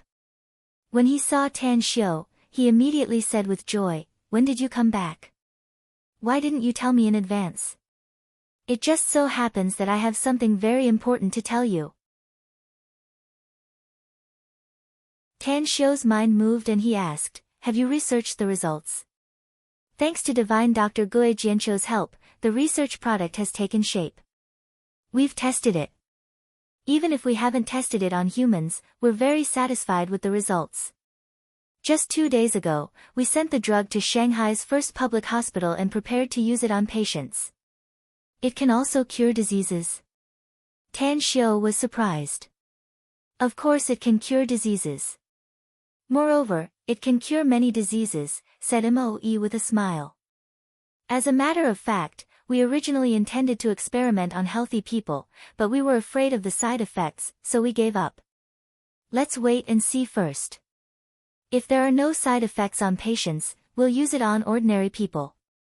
Tan Xiu was silent for a moment and suddenly said, I'll send someone to Shanghai's first public hospital immediately to get the results of your research. I'll arrange the people for the experiment. But the side effects? Moe quickly said. Tan Xiu raised his hand to interrupt him and said, Don't worry.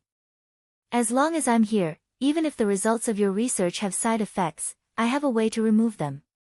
Professor Moe, I hope that you won't announce the results of your research to me for the time being. Why?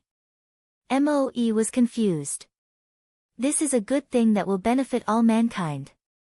Moe was puzzled. Once the results of your research are spread out in advance, it will cause a sensation in the world, said Tan Xiu. At that time, countless pairs of blood-red eyes will fall on Paradise Manor and you.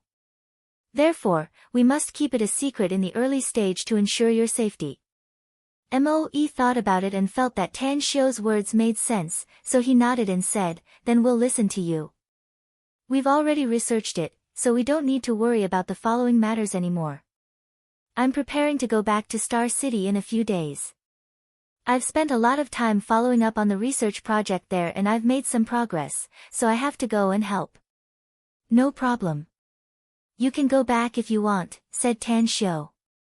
Shortly after, Tan Xiu asked Ouyang Lulu to call an expert of the Everlasting Feast Hall. After giving him some instructions, he began to eat the meal served by Ouyang Lulu.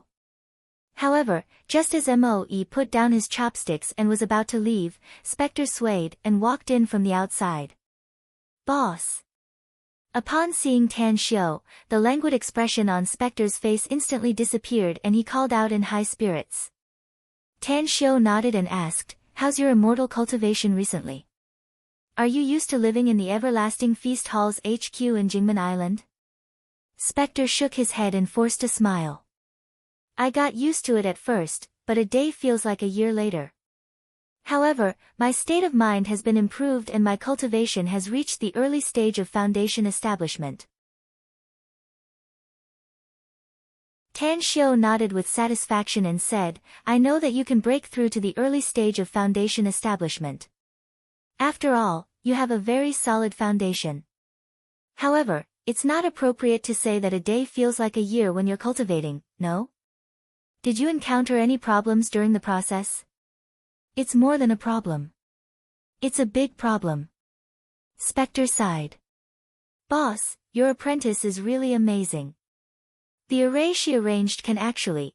Tan Xiu raised his hand to interrupt him and calmly said, I know she's very powerful and has good attainments in arrays. You don't need to talk about this matter anymore.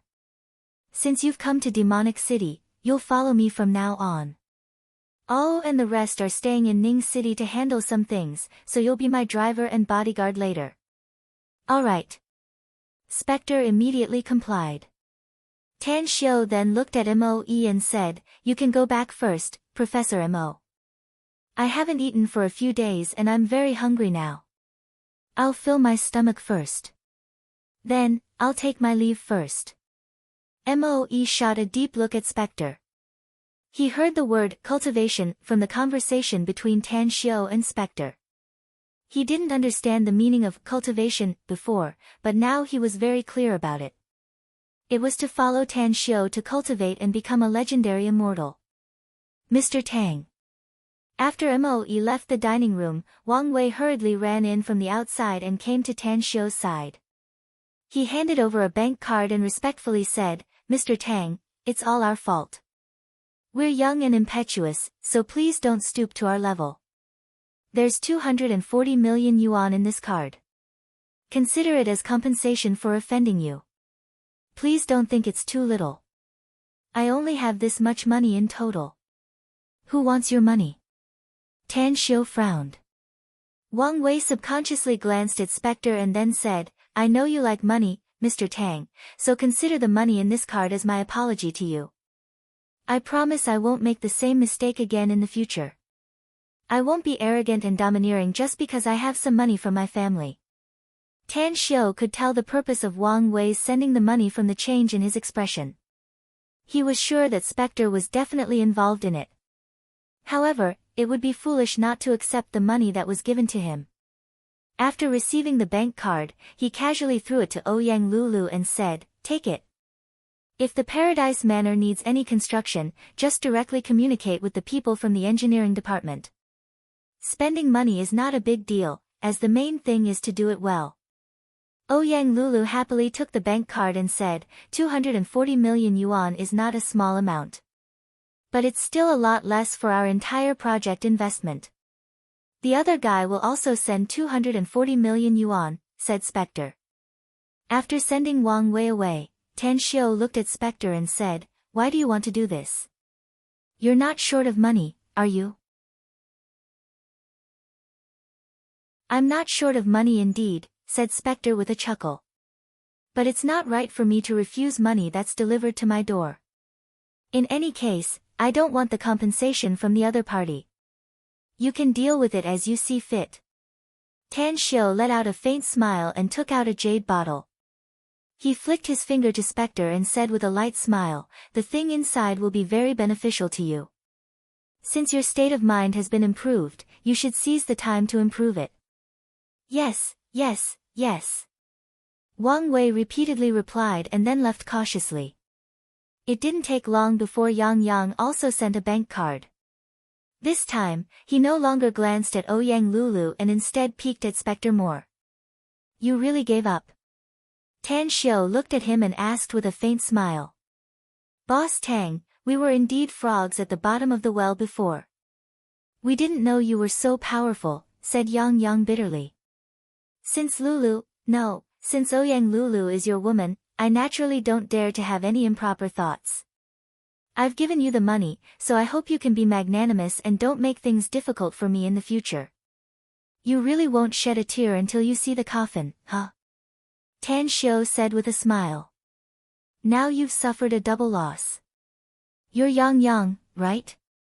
Don't become stupid from practicing martial arts later. Learn more about the ways of the world and put away your flamboyant character as soon as possible. Else, even if I spare you today, I don't know what kind of powerful characters you'll provoke in the future. At that time, maybe the other party won't be as easy to talk to as me. Yes, yes, yes, said Yang Yang hurriedly. I'll definitely correct it. Tan Xiu didn't want to talk to him anymore. After throwing the bank card to Ouyang Lulu, he said, You can go now. This matter ends here. I hope you'll keep your mouth shut about some things, else you won't have a good end.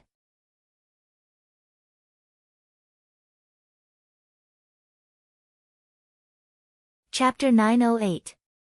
In a Western-style building in the depths of the Paradise Manor, Cui Yenru climbed out of the bathtub drenched in sweat and gasped for breath. The pain in her body was like being cut by a knife, causing fear to rise in her heart. She had a feeling that she would probably die if she continued to soak in the water. Is it very painful, Mom? Yuli supported her mother and asked with concern. Cui Yenru's body trembled. She raised her trembling arm to wipe the sweat on her flushed face and said with a slightly hoarse voice, It's painful. It's like countless ants are biting inside my body. I've been injured before and felt pain countless times, but it's not as painful as soaking in this water. Come out quickly if you can't stand it, Lily. Yuli took a deep breath and nodded, I know, Mom. She believed in Tan Xiu and firmly believed that Tan Xiu wouldn't harm her. After all, someone who could fulfill his promise of $100 million to them would never harm her for no reason. After taking off her clothes and stepping into the bathtub barefoot, she felt that the water temperature didn't turn cold even though her mother had been soaking in it for 10 minutes. I can do it. Yuli clenched her fists and slowly sat in the warm water in the bathtub. At first, she felt very comfortable, but then she felt itchy inside her body, as though countless fine hairs were brushing her body. However, the pain grew inside her body in less than half a minute. "It hurts, Mom." Crystal clear tears welled up in Yuli's eyes. Her beautiful face had turned red and blue veins protruded on her forehead. Just these 3 words were squeezed out from the gaps between her teeth. Cui Yenru had rested and the pain inside her body had mostly disappeared. Looking at her daughter's painful appearance, she said with a distressed expression, "Come out if you can't stand it, Lily. Mom knows how it feels. It's too painful. Besides, you're not sick, so there's no need for you to suffer with me." Yuli looked weak, but she was extraordinarily strong inside. She trusted Tan Xiao and stubbornly shook her head. "I can do it, Mom." Time fleeted by.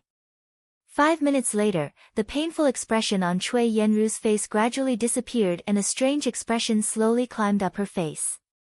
Shortly after, she felt that her body became itchy again. After the itch subsided, her whole body felt warm and the feeling of strength kept increasing. "Comfortable?" Cui Yenru stared blankly for a while before she suddenly looked at Yuli and exclaimed in pleasant surprise, "Lily, I don't feel any pain anymore. It's very comfortable. It was very comfortable.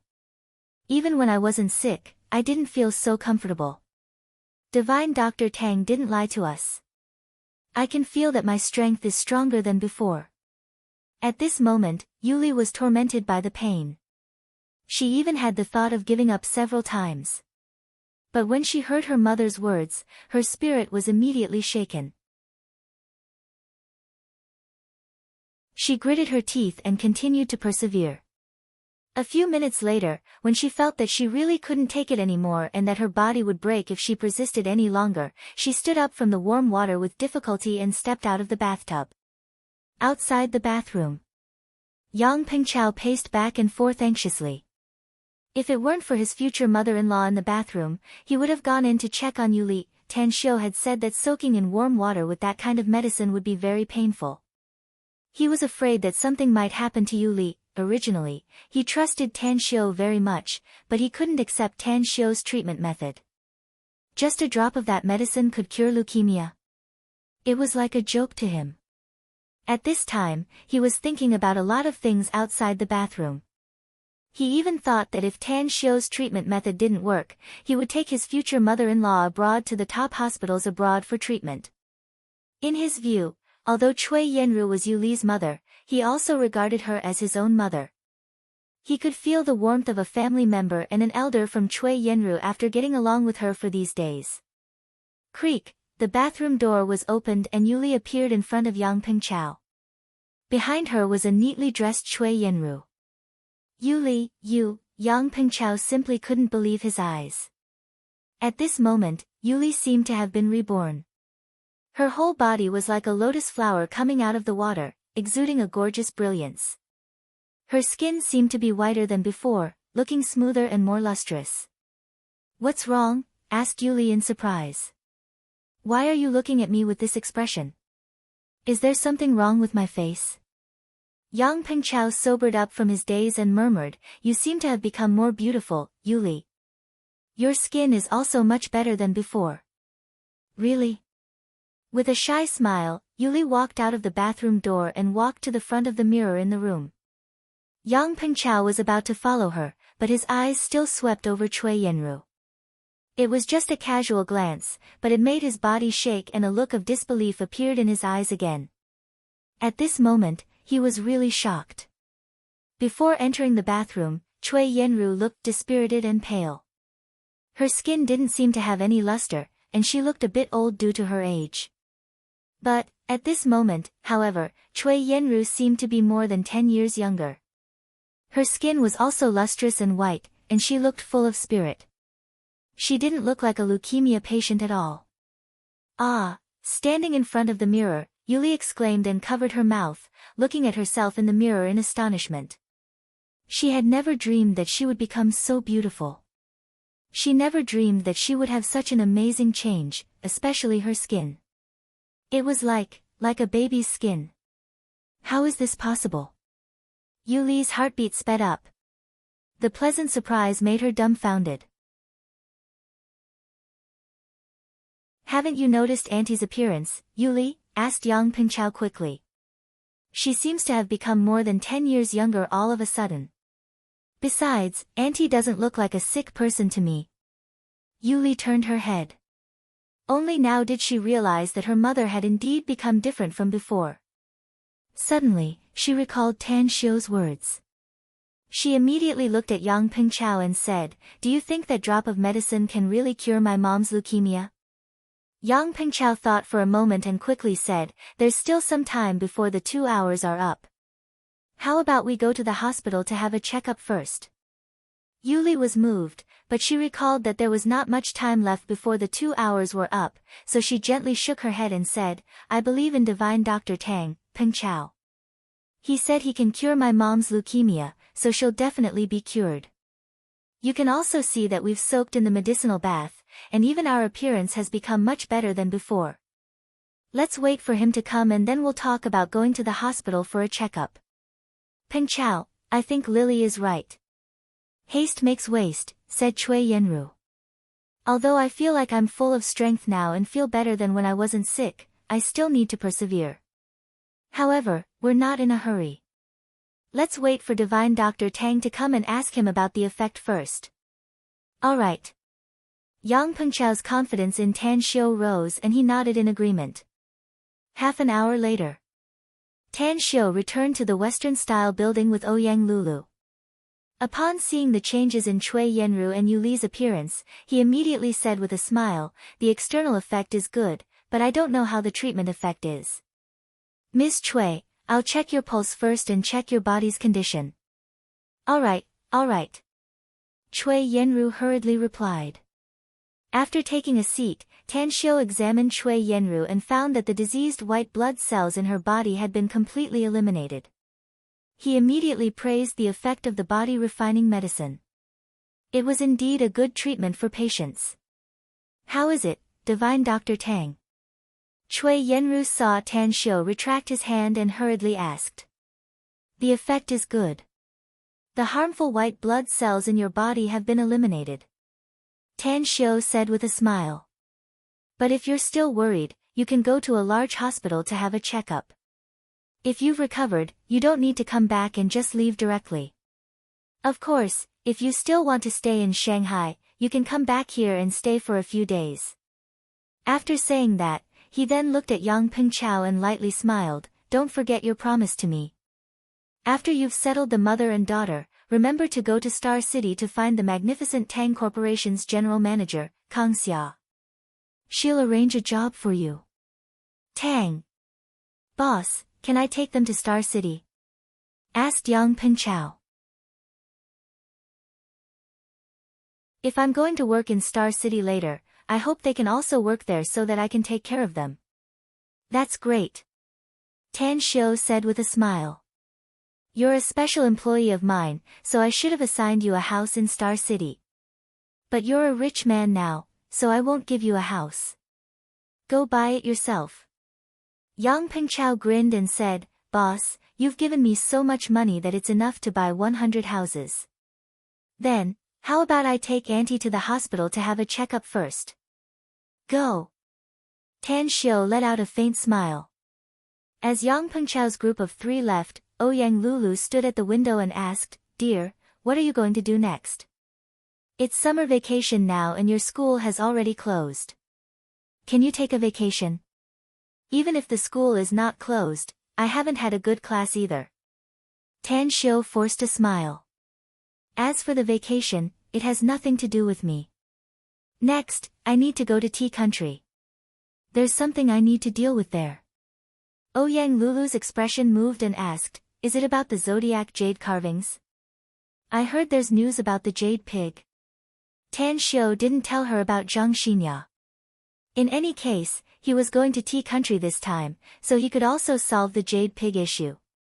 Therefore, he said, "That's right. I've got half of the zodiac jade carvings, so I need to find all of them as soon as possible. Do you want me to go with you?" asked Ouyang Lulu. You can go with me if the Paradise Manor hasn't been expanded, said Tan Xiu with a smile. But you have something to do now, so forget it. Don't worry, I'll be back soon. How about stopping the project first? Asked Ouyang Lulu. I want to go out with you. You haven't taken me out to play since we got together.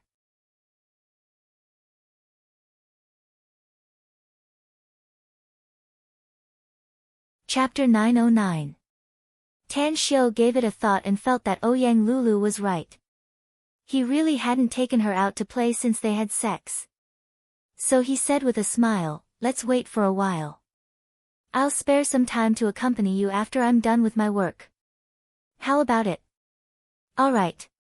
Ouyang Lulu looked pleasantly surprised. Tan Xiu released his spiritual sense and found that Spectre was in the courtyard downstairs. He immediately said, I'm going to leave as soon as possible, Lulu. Help me and Spectre book the tickets. Are you going to book the tickets directly to Tea Country? Asked Ouyang Lulu. Which city are you going to? We're going to Jingmen Island first to solve some things there, said Tan Xiu. Then we'll talk about going to Tea Country. Why are you going to Jingmen Island? Asked Ouyang Lulu, confused. I encountered something in Chang City a few days ago. Some of my friends are in danger, so I sent some people to send them to Jingmen Island. This time, I'm going there to see them. Ouyang Lulu suddenly understood and said with a worried expression, I know you're a man who does great things, Tan Xiu. The environment you're in is very dangerous. I also know that you're very powerful, but you must pay attention to your safety at all times. Tan Xiu gently hugged her and smilingly said, don't worry. I'll pay attention to my safety. In the evening, Tan Xiu and Spectre arrived at Jingmen Island. He didn't inform the Everlasting Feast Hall's people in advance, but hailed a taxi and quickly arrived at the Everlasting Feast Hall's headquarters. Boss, if I had a choice, I'd rather never set foot here for the rest of my life, sighed Spectre as he looked at the scenery outside through the window. A faint smile outlined on the corner of Tan Xiu's mouth. I never thought that there's still a place in this world that can make you, Spectre, feel fear. It's good to be in awe. Don't tease me, boss. Spectre said with a sullen face, how about I get off and you go in by yourself? Just call me when you're about to leave. Tan Xiu laughed involuntarily and said, I'm curious. What did you encounter here? Why are you so afraid? Spectre raised his hand to touch the bridge of his nose and said with a hollow smile, I'm just afraid that your disciple. I don't want to be locked up in a formation again and temper myself for 13 years. Now, I don't even know if I'm 32 or 45. What did you say? Tan Xiu blinked, and a bright light burst out from his eyes.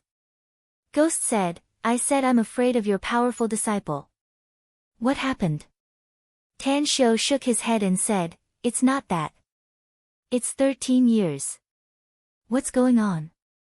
Could it be the time formation? That's right. Spectre nodded and said, it's the time grand array. The time acceleration inside is 1/365 compared to the outside. That is to say, 1 day outside is equivalent to 1 year inside. Think about it, a person can live alone for a day, 10 days, or even 100 days.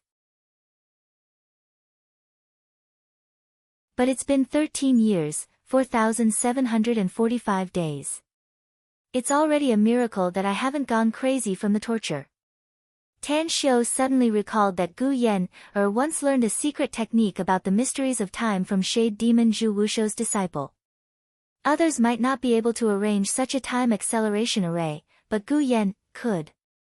What did he need the most now? It was time. Soon.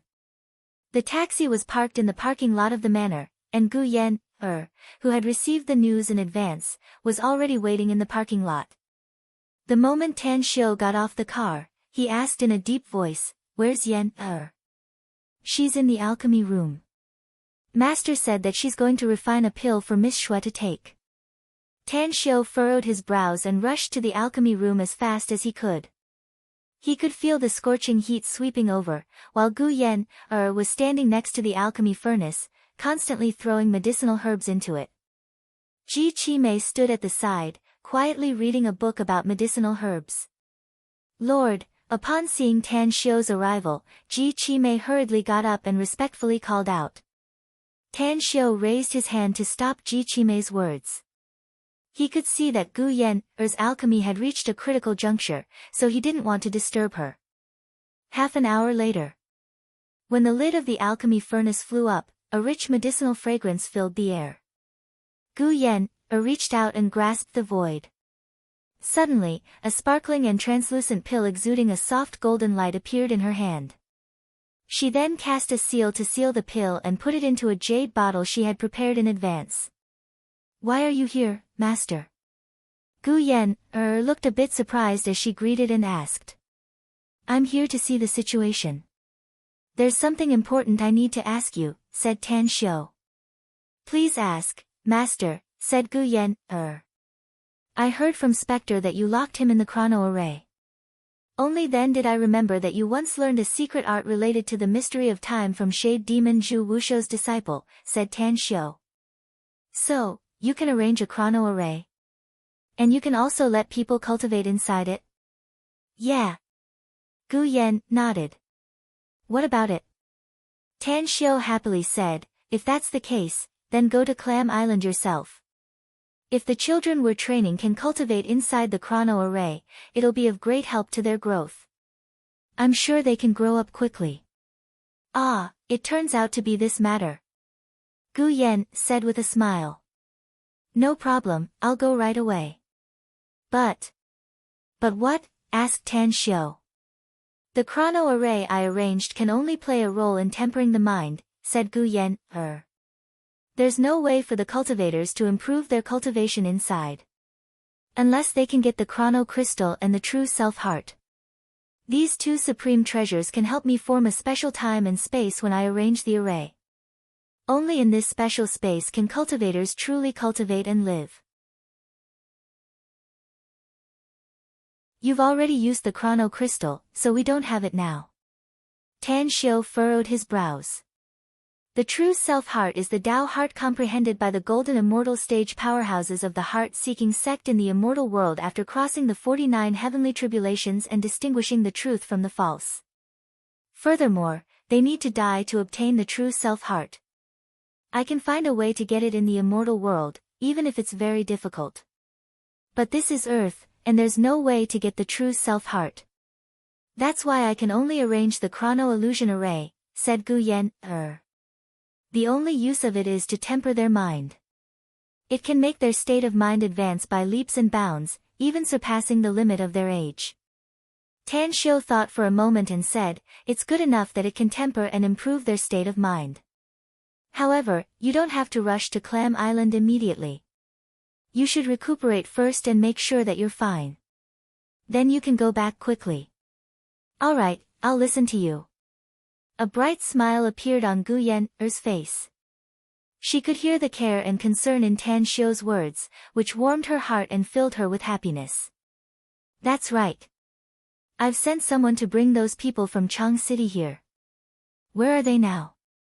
Asked Tan Xiu. Those people from Chang City? Asked Gu Yan, puzzled. I don't know. Gu Xiaoxue hurriedly said, it was me who arranged them, Grand Master.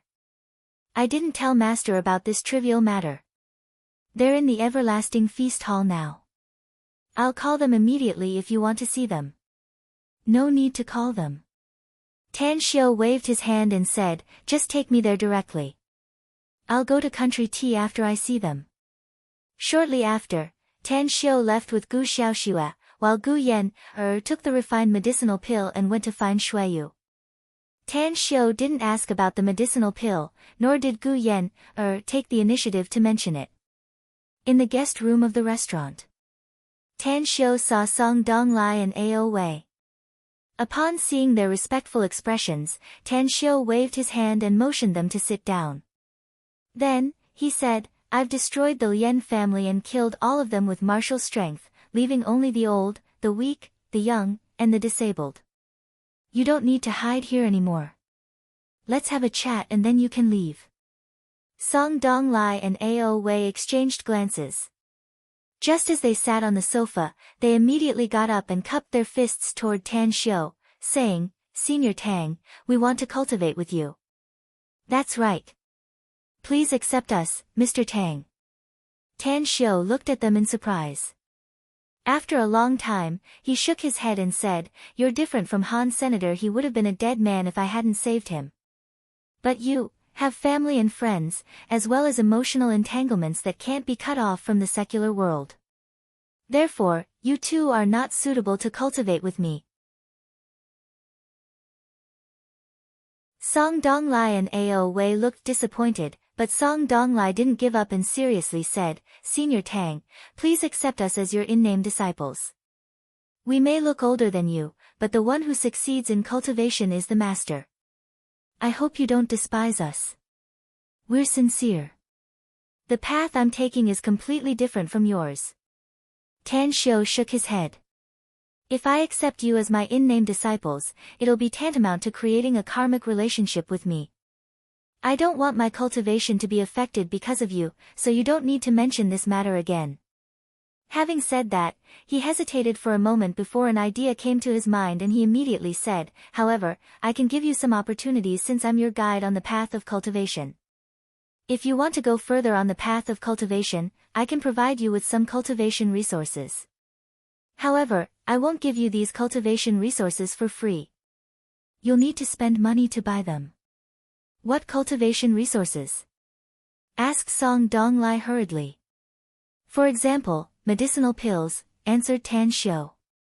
Song Donglai's eyes widened and he asked in shock, "You can refine medicinal pills?" "That's right." Tan Xiu nodded and said, "I can refine medicinal pills, but it's very difficult to do so, and I can only refine a few each time. Therefore, the price will be very high. You'll have to spend money to buy them if you need them, and you'll have to prepare a large sum of money." "We're willing to buy them, but how much will the price be?" Song Donglai hurriedly said. "What kind of medicinal pills are they?" "You can ask Xiaoxue about this," Tan Xiu said with a smile. "She's the current manager of the Everlasting Feast Hall and also my grand disciple. You can contact her directly when you want to buy medicinal pills."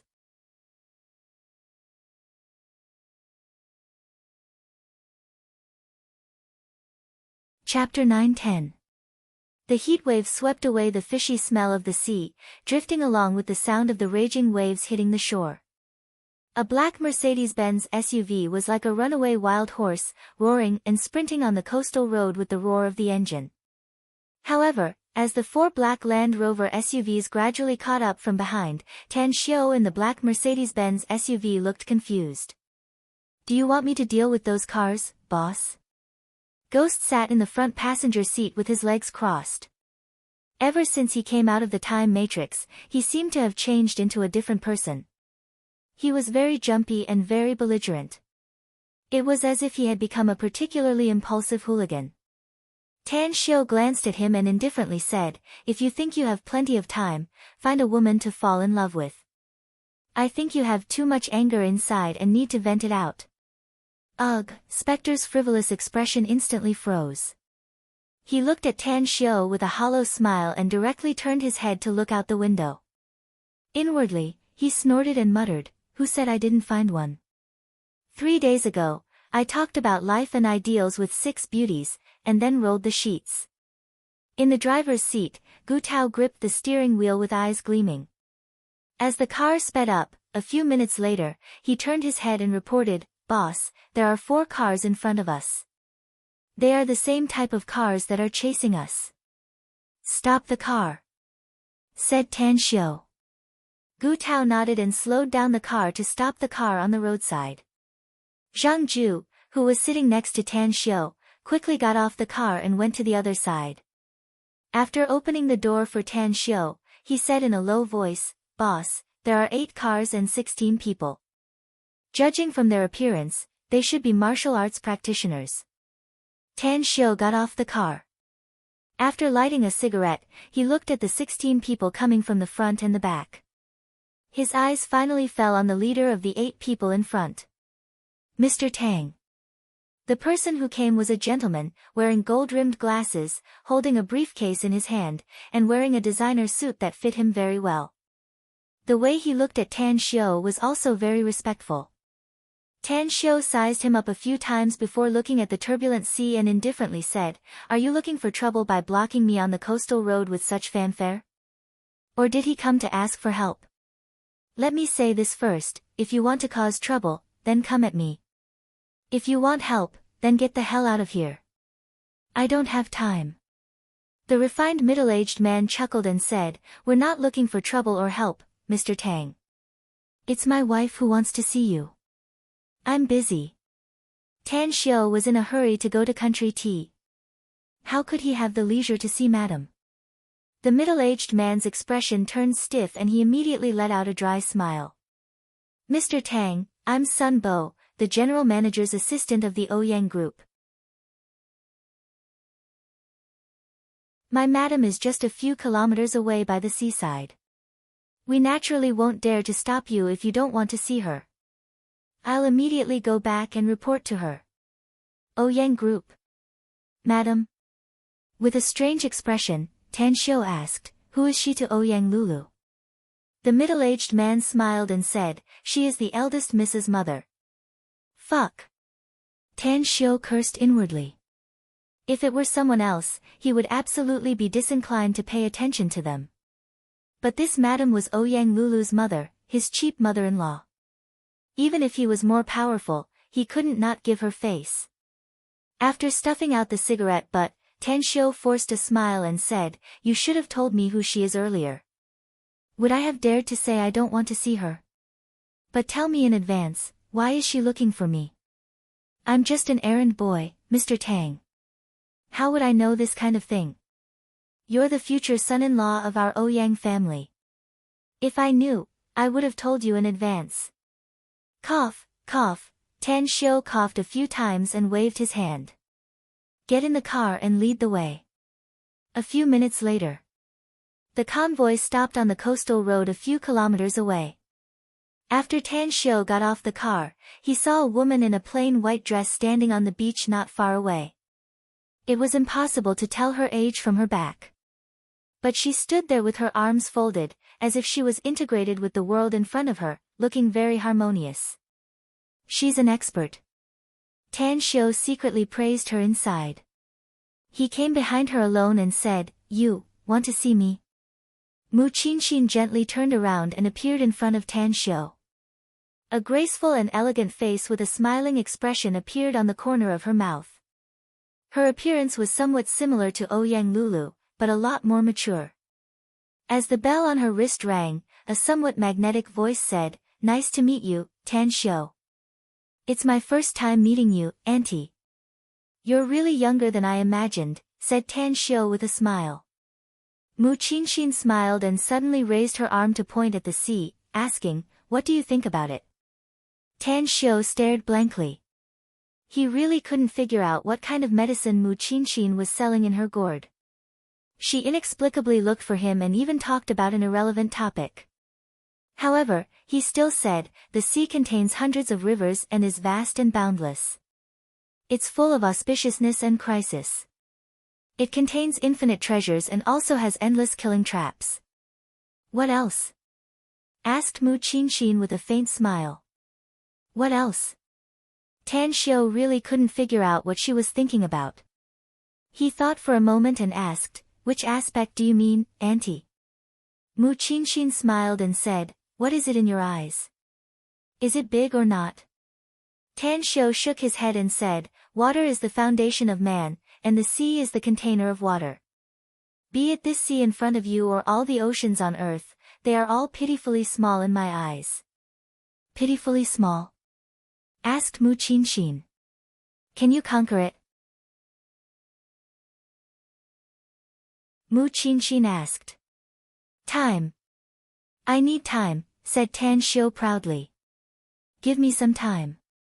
Let alone this sea in front of me, even the entire earth is just a drop in the ocean in my eyes."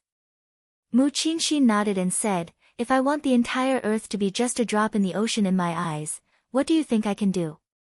"Ugh, Tan Xiu instantly understood and looked at the smiling Mu Qinshin in front of him. He forced a smile and took out an ancient cultivation manual from his interspatial ring as well as 2 jade bottles, saying, "Auntie, you can break the shackles of the heavenly Tao and ascend to the immortal world if you can cultivate the cultivation technique in this ancient manual. These 2 bottles contain 20 essence amassing pills, which I've spent a lot of effort to concoct. Please don't think it's too little." Mu Qinshin's eyes lit up and she looked at Tan Xiu with praise. She then softly said, "Lulu, you really have a good eye. I, Mu Qinshin, have a good daughter. I never thought that I'd need to rely on her light one day. Tan Xiu, children and grandchildren have their own blessings. I need your promise." Tan Xiu was silent for a moment and then said, "I'll take care of her for 10,000 years if she doesn't betray me." "You've passed my test," said Mu Qinshin with satisfaction. "But I still need to ask something from you. If you can give it to me, you'll be the son-in-law of the Ouyang's from now on." "What is it?" asked Tan Xiu. "Any one of the zodiac jade carvings," said Mu Qinshin. Tan Xiu's expression changed and he replied without hesitation, "There are a total of 12 zodiac jade carvings. It won't be of much use to me even if I have 1 or even 11 of them. Only by collecting a complete set of the zodiac jade carvings will it be of great use to me in the future. Auntie Mu, the zodiac jade carvings are too important to me. They're thousands of times more important than the cultivation technique and pills I gave you. I'm sorry." Mu Qinshin shot a deep look at Tan Xiu and slowly opened the bag on her shoulder. She then took out a red and lifelike jade dog and handed it to Tan Xiu with a smile. "I'm afraid our Ouyang's can't be compared with you in terms of wealth. I'm sure you won't be interested in Lulu's dowry. So, I'll use this jade dog to replace Lulu's dowry. What do you think?" "Jade dog?" A look of ecstasy flashed in Tan Xiu's eyes. After receiving it, he inspected it and confirmed that it was one of the 12 zodiac jade carvings. He looked up at Mu Qinshin's faint smile and seriously said, "Thank you, Auntie. That's enough. I've given Lulu's dowry to you, but I need to ask for something that I haven't found yet," said Mu Qinshin with a smile. "Lulu's father likes antiques and cultural relics. If you have something suitable, can you show your sincerity?" Tan Xiu gave it a thought and gently spread out his hand. The huge golden dragon's head instantly appeared in his hand. Even though the golden dragon's head was very heavy, it didn't put any pressure on him at all. He then asked, "What do you think of this golden dragon's head, Auntie?" Mu Qinshin was scared. She had heard about the origin of this golden dragon's head and knew that it was a national treasure. This golden dragon's head had caused a lot of bloodshed in the past. Suddenly, she didn't dare to accept it. Tan Xiu looked at Mu Qinshin's expression and thought that she wasn't satisfied with it, so he immediately said, "If uncle isn't satisfied with it, I'll..." Mu Qinshin hurriedly raised her hand to interrupt Tan Xiu and forced a smile. "That's enough. I just hesitated because I felt that this thing is too precious and too hot." Tan Xiu smiled and said, "This golden dragon's head is indeed very precious, but it's worthless compared to Lulu's. Since I'm going to give this golden dragon's head to uncle, I believe no one will dare to cause trouble for the Ouyang's because of it. Besides, you've already obtained a cultivation manual, so the Ouyang's strength will only skyrocket in the future and won't be defeated." Mu Qinshin thought about it and felt that what Tan Xiu said was very reasonable. This golden dragon's head was indeed precious, but it was far from being comparable to the cultivation manual.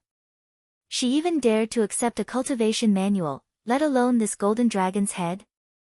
"Put it down, Tan Xiu." After putting down the golden dragon's head, Tan Xiu was about to speak, but Mu Qinshin took out something and handed it to Tan Xiu, saying, "This is a map fragment. Legend has it that it's a treasure map to a hidden treasure trove, but I'm not sure whether it's true or not. I'll be in seclusion for some time after returning to the clan today, and I don't want to look for treasures anymore. Hence, I'll give it to you.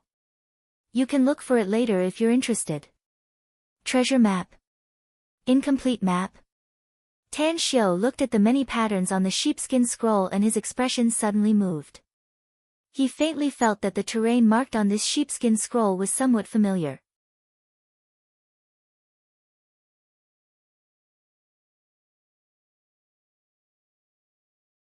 Chapter 9-11.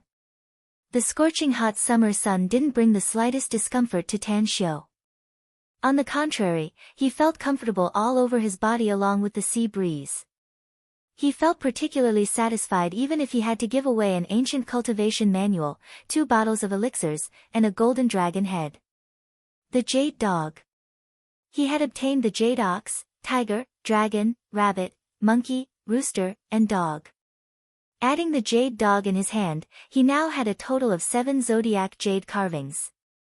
Additionally, he also knew the whereabouts of the jade pig, which was in the hands of Xingluan's eldest brother, Xinghuo of the Dark Shaman clan.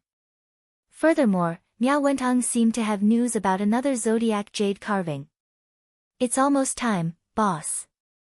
Zhang Ju strode forward and respectfully reported. Tan Xiu nodded slightly. After putting the jade dog into his interspatial ring, he looked at the direction where Mu Qinxin left and said with a faint smile, "The Ouyang's are a bit interesting, but my cheap mother-in-law is even more interesting. She's not a cultivator, yet she can achieve the unity of heaven and man and become an expert at the peak of the qi refining stage. She can be regarded as a top powerhouse in the ancient martial arts world. No wonder the Ouyang's can become the biggest family in Jingmen Island." "I know a lot about the Ouyang's," said Zhang Ju. "The patriarch's wife is the most special one among all the members of the Ouyang's. She's very mysterious and has always been elusive. The Ouyang's have encountered several crises in the past, and she was the one who finally solved them." Tan Xiu looked at Zhang Ju and asked with a smile, "What's her origin?" "I don't know." "I can't find out," answered Zhang Ju. Tan Xiu raised his brows and said, "You can't find out? That's interesting. I'll draw a painting for you when we arrive in Tea Country. You can send it to Xiaoxue through your mobile phone and let her check the pattern on it." "What painting?" asked Zhang Ju. "Haven't you noticed the ancient jade pendant on my cheap mother-in-law's waist?"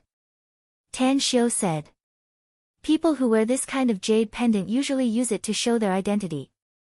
Suddenly, Tan Xiu recalled an incident and immediately took out his mobile phone to dial Shuaiyu's cell number. After the call was connected, he asked, "How much do you know about the origin of Mu Qinxin, the wife of the Ouyang clan in Jingmen Island?" "A lot," Shuaiyu said softly. Tan Xiu said, "Tell me, what's her background?" "Mu Qinxin is a member of a reclusive family," said Shuaiyu. "The members of her family hardly move around in the secular world. Even with the rapid development of society, they don't know how to use many modern daily necessities. Just like the ancient people, they lived in isolation from the rest of the world. What they pursued was a carefree and unfettered feeling. However, Mu Qinxin was different from her family. I once followed my ancestor to visit the Mu family, a hidden aristocratic family. That's how I know about these things." Tan Xiu asked, "Where is this hidden family?" "In the mountains of Yun province," answered Shuaiyu. "This family is not simple." Tan Xiu nodded and said, "Just one of their clansmen is able to reach the late stage of qi refining. Presumably, the elders of this family have even more profound strength. The most important thing is that they are not cultivators, nor are they martial artists. Instead, they seem to have taken another path. What they cultivate is their heart," said Shuaiyu. "Ah, so you know about it," Tan Xiu said with a smile. "All right, I'm calling you about this. I'm going to Tea Country soon. I'll look for you when I come back." "All right. Be careful." Shuaiyu knew that some dangerous things would happen every time Tan Xiu went out, so she couldn't help but warn him. "Don't worry," Tan Xiu said with a smile. "No one in this world who can kill me has been born yet, so there won't be any danger. But for you, the sudden increase in your cultivation is not all good for you. You must stabilize your realm and master that power as soon as possible." "All right. At 12 p.m. Tan Xiu took Spectre, Zhang Ju, and Gu Tao to Tea Country's capital, Bangkok. Bangkok was the largest city in Tea Country, also known as the City of Angels. It was also the second largest city in Southeast Asia and was the center of Tea Country's politics, economy, trade, transportation, culture, science, education, religion, and other aspects. However, Bangkok was also the center of precious metals and gems trading, accounting for 44% of Tea Country's total economic output. Further, the tourism industry here was also very developed, and it was voted as the most popular tourist city in the world some years ago. Hence, there were a lot of foreign tourists here. Boss, according to the information we just received, Miss Zhang is staying in the Amanda 5-star hotel near the Chao Phraya River. But she's not in the hotel right now. She's filming at night on the Mekong River. Also, according to the information, Miss Zhang ran into some trouble yesterday. Her passport, wallet, and other belongings were stolen, and someone called to blackmail her. Zhang Ju followed Tan Xiu out of the airport and reported in a low voice. Tan Xiu squinted his eyes and lightly said, "Let's go straight to the place where she's filming. The Chao Phraya River seems to be quite famous. I heard about it when I was in China." Boss, the Chao Phraya River is also known as the Chao Phraya River. It's the longest river with the largest volume of water in Tea Country, said Zhang Ju. It's also known as the mother of rivers in Tea Country and is also known as the Venice of the East. The water transportation there is very convenient, so we can get a car first and then directly go to the nearby area. After that, we can take the Chao Phraya Express to the place where Miss Zhang is filming. You've been to this place before, so you can arrange the itinerary here. Tan Xiu nodded. Understood, replied Zhang Ju respectfully. It was Spectre who volunteered to get the car. Soon, he drove a shabby jeep and appeared in front of Tan Xiu's group. As he jumped out of the driver's seat, he grinned and said, "This car is very good, boss. The performance is very good, and it's very fun to race." Tan Xiu didn't ask how Spectre got the car. After sitting in the back seat, he lightly said, "I'm not interested in being a driver, nor do I like racing. If you like it, then you can drive it." Spectre looked at Tan Xiu's indifferent expression and immediately let out a hollow laugh. He gave up the idea of being a driver and obediently walked to the co-pilot's seat, saying, "There are many fun places on the Chao Phraya River, boss, and the profusion of fallen petals is a good place worth visiting." "But what kind of place is the profusion of fallen petals?" asked Tan Xiu. Zhang Ju, who was sitting next to Tan Xiu, explained in a low voice, "The profusion of fallen petals is a large luxury liner. Only the guests who have a pass for this liner can go there to play. This luxury liner is the territory of Bangkok's underworld emperor, Kanaja, and it's also his main tool to amass wealth. There are only things you can't think of on the profusion of fallen petals, and there's almost nothing it doesn't have. As long as you have money, you can have women if you want, power if you want. If you want to kill someone, someone will hand you a knife and bring you a living person." "Does this Kanaja have a lot of power?" asked Tan Xiu with a frown. "He eats both the underworld, and his power is monstrous," answered Zhang Ju. "Who's more powerful, him or the Dark Shaman clan?" asked Tan Xiu. Zhang Ju hesitated for a moment and forced a smile. "I don't know about that. However, the Dark Shaman clan rarely has contact with the outside world, and their tribesmen rarely mix in society or play politics. It's hard to compare them." "Let's go." Tan Xiu nodded. "Let's go straight to Zhang Xinya's shooting location. My main purpose in coming to Tea Country this time is to get the Jade Pig in the hands of the Dark Shaman clan's young master, Singluan. I don't want to complicate matters." At night, the scenery of the Chao Phraya River was completely different from the daytime scenery. Sightseeing cruises were shuttling on the river, with colorful lights decorating the place like a dream. Even though it was already late at night, the place was still bustling as if it was a place that never sleeps. Tan Xiu's group of 4 was riding a Chao Phraya clipper. The simple and crude boat faced the hot wind and quickly approached a small port. As they anchored and docked at the shore, the four of them got off the boat and crossed a riverside street to an exotic building complex. Ring, ring, ring, Zhang Ju's cell phone rang. After a short exchange, he hung up the phone and came to Tan Xiu's front and said, "Boss, Miss Zhang seems to have encountered a bit of trouble, but it's just a small one.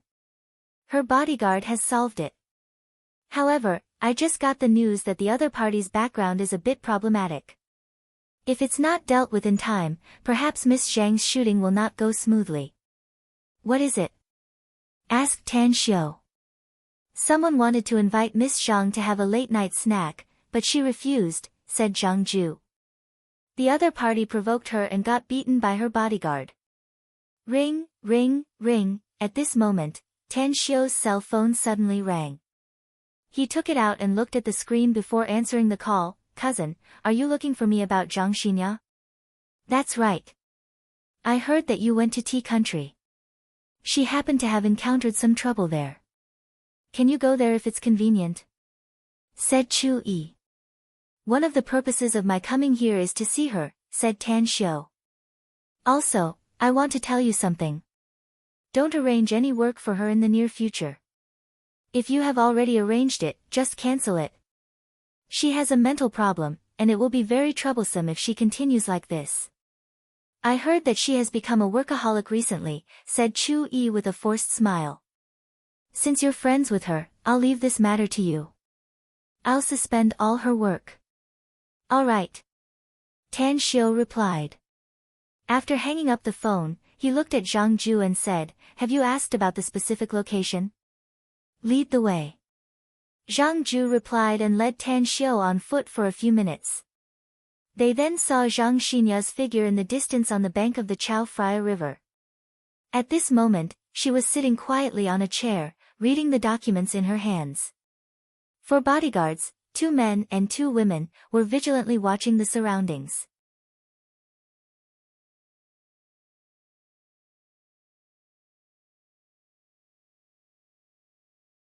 Chapter 9:12.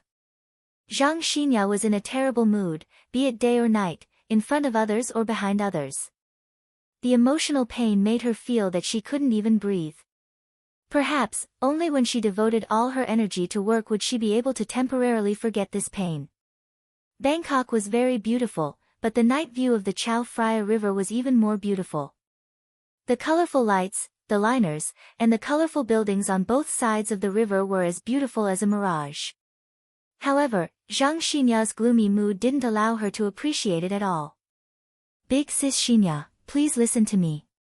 Let's not shoot the music video here. Let's go somewhere else. I have a feeling that hooligan will come back to trouble us." With a worried expression, Zhang Xiaoyu gently squatted in front of Zhang Xinya and put her hands on her arms. Zhang Xinya raised her head and lightly said, "The company has arranged a very powerful bodyguard, so we don't need to be afraid of him even if he causes trouble for no reason. Also, haven't we already called the police? This is Bangkok, and the police won't just sit and watch. Can't we be a bit more mature, young miss?" Zhang Xiaoyu forced a wry smile. "Even if this is Bangkok, it's still their turf. As the saying goes, it's easy to see the king of hell, but it's hard to deal with the little devils. Besides, a strong dragon can't suppress a local snake. We'll be caught off guard if the other party uses some underhanded tricks." Zhang Xinya was silent for a moment before she stubbornly shook her head and said, "The shooting of the music video hasn't been completed yet.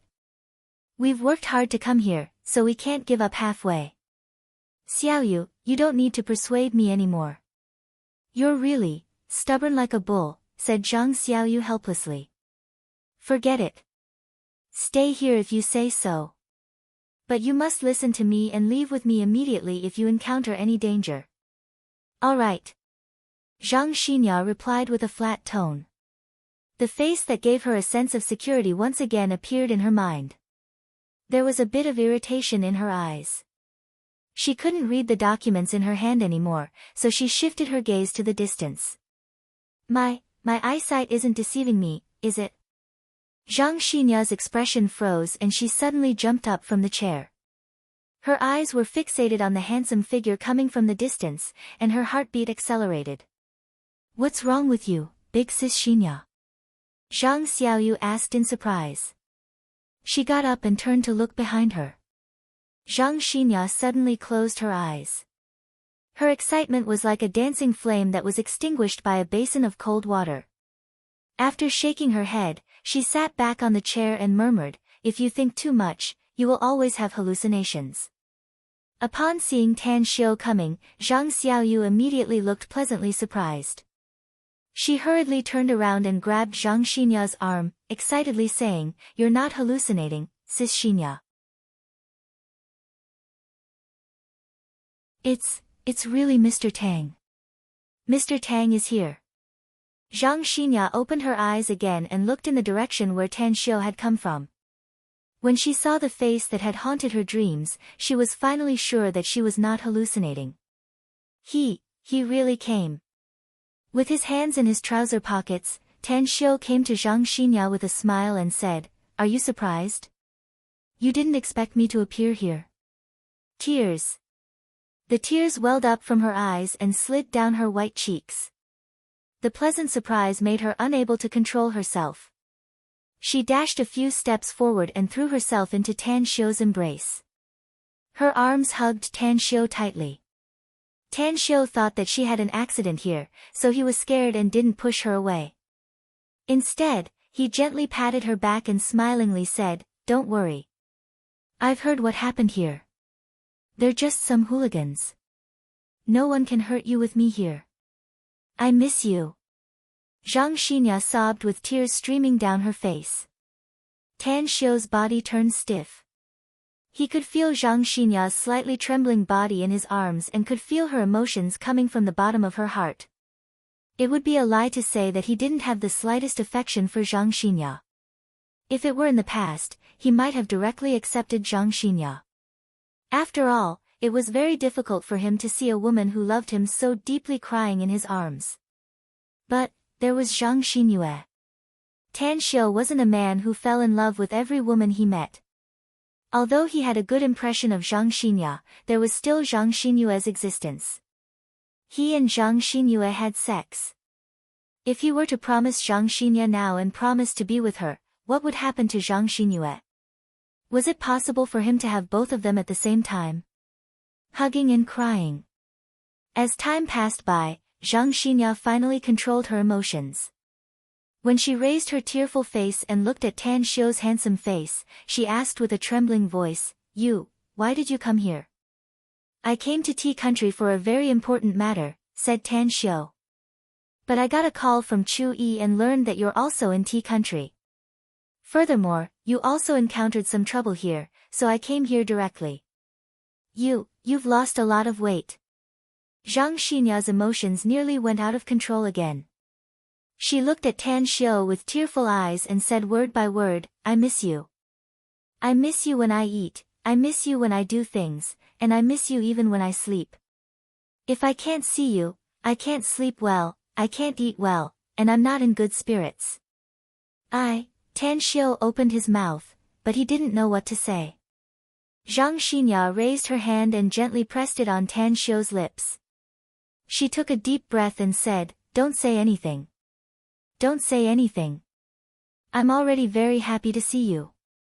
I beg you, please let me be happy for a while. I'm very touched that you're worried about my safety. Just let me be touched for a while." Tan Xiu fell into silence. He could feel the panic and pleading in Zhang Xinya's eyes, and he suddenly felt sorry for this woman. He indeed had several women now. Whether it was Kang Xia, Ouyang Lulu, Shuiyu, or Mu Weining, all of them had shown deep feelings for him. But Zhang Xinya's feelings for him were no less than theirs. Instead, it was even more than theirs. Tan Xiu himself had experienced an unforgettable feeling. That was Xue Qingqing in the immortal world. He even once thought that his heart was with Xue Qingqing even though he was in the immortal world.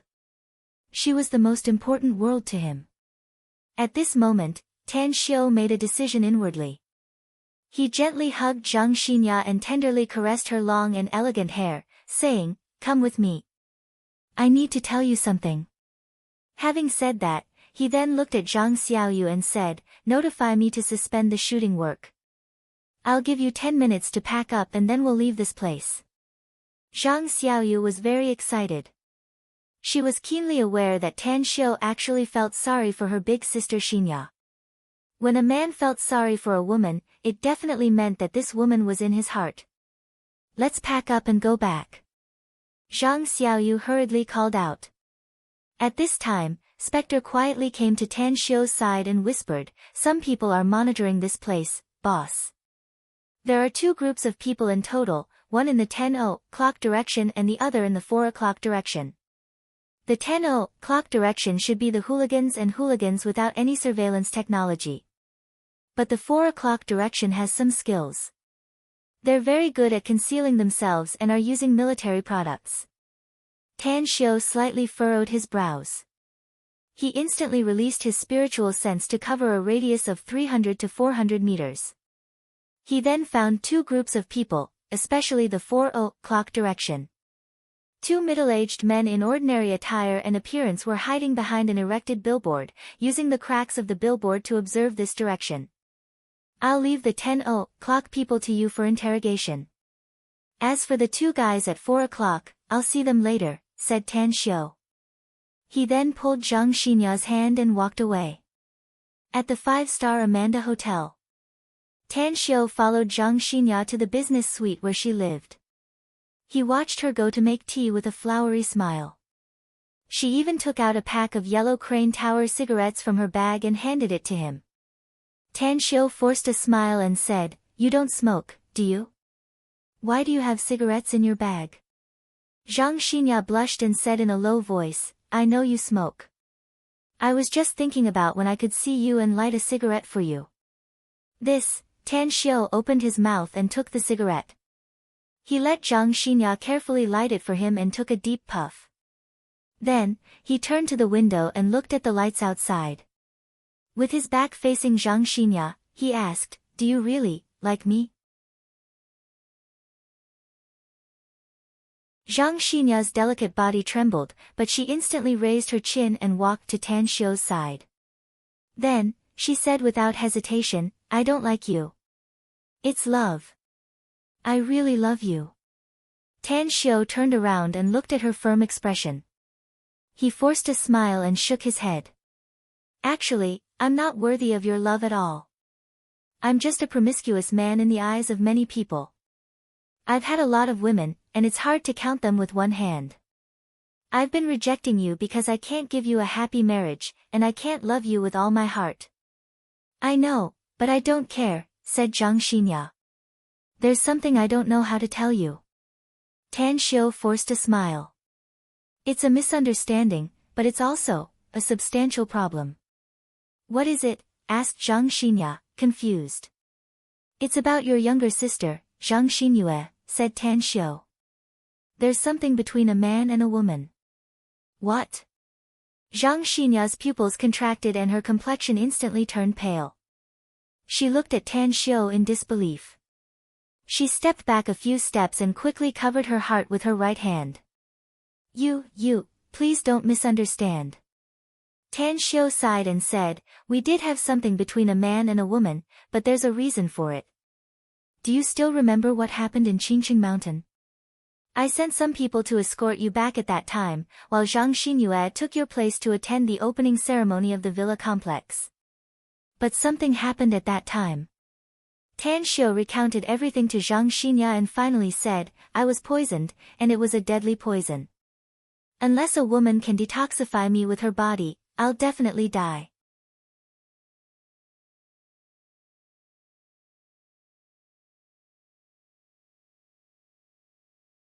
Chapter 9:13.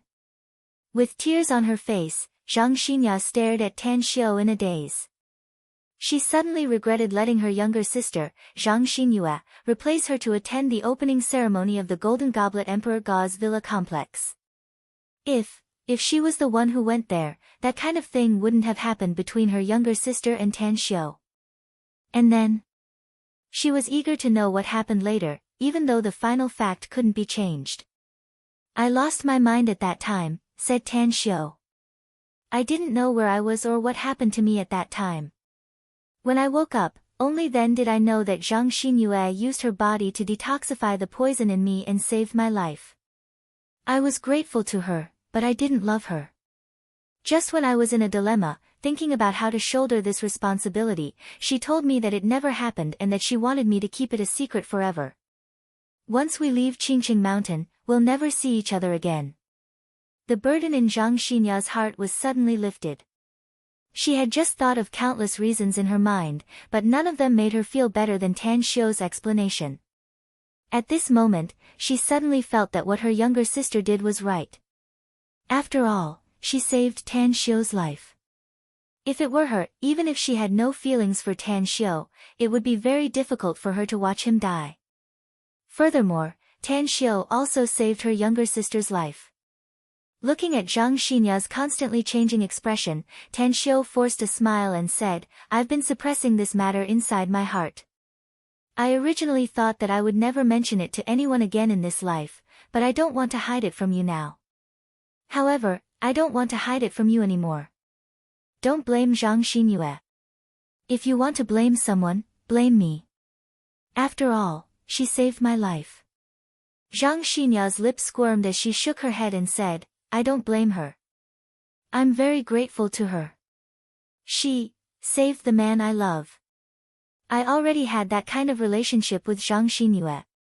Are you still willing to love me? Tan Xiu forced a smile. There's no way for us to. Zhang Xinyue waved her hand to interrupt Tan Xiu and loudly said, I don't care. Let alone my younger sister, I don't care even if it's any other woman. As long as you are well, even if all the women in the world follow you, I am willing to see it. You can say that my love is extreme, you can say that my love is stubborn, but these are my sincere words. As long as you are fine, as long as you can give me a little bit of space in your heart, even if it is just a little bit, I am willing to love you, I am willing to follow you. Why bother? Tan Xiu sighed helplessly. Zhang Xinya said, I didn't know how to love someone before, and I've never loved another man before. But I've decided on you, and that's you. If you don't want me, I'll die alone. If you want me, I'll love you for the rest of my life. I'll love you 10 times, 100 times, 10,000 times more than you love me. Tan Xiu walked to Zhang Xinya in a few steps. He looked at her tough expression and gently pulled her into his arms, saying softly, I used to be a supreme in the immortal world, and I used to think that loving her was enough. However, when I returned here, I realized that my heart had changed. You can say that I'm a sentimental person, or that I changed my mind after being hurt. But since you don't dislike me, then I'll take you. Since you want to be my woman, you must be prepared to follow me for thousands of years. Zhang Xinya put her face on Tan Xiu's chest and passionately said, let alone thousands of years, even if the seas run dry and the rocks crumble, even if the world comes to an end, I'll never abandon you. Tan Xiu gently pushed her away, but his hands held her shoulders. He looked at her serious eyes and said in a deep voice, from today onward, you, Zhang Xinya, are my, Tan Xiu's woman. After tonight, you won't have the chance to regret it even if you want to. I don't regret it, and I don't need any chance, said Zhang Xinya firmly. You fool. Tan Xiu hugged her in his arms again and looked at the night scene outside the window. His mood was very satisfied and affectionate. 10 minutes later. Knock, knock, someone knocked on the door from the outside. Tan Xiu released Zhang Xinya and waved to open the door. He saw Spectre carrying the 2 middle-aged men who had been monitoring Zhang Xinya and walking in from the outside. He then said to Gu Tao and Zhang Ju, you two stay outside and pay attention to any suspicious people in the vicinity. Remember to inform me immediately if there are any. Understood. The 2 men replied and turned to go out. Tan Xiu walked to the sofa and sat down, asking, what's the result of your interrogation? Those gangsters are spineless. I didn't use any means to make them confess everything, said Spectre. The one who sent them to monitor Miss Zhang is Alloway, the most famous gangster in the vicinity of the Chao Phraya River. He controls most of the entertainment venues within a radius of more than 10 kilometers and has hundreds of thugs under his command. Additionally, he's Songzan's subordinate. Songzan has some fame in Bangkok and is a big shot in both the underworld and the underworld. Tan Xiu furrowed his brows and looked at the two middle-aged men thrown in front of him by Spectre.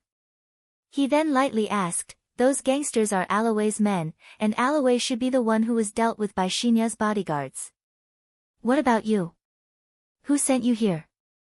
The two middle-aged men with bruises and swollen faces exchanged glances.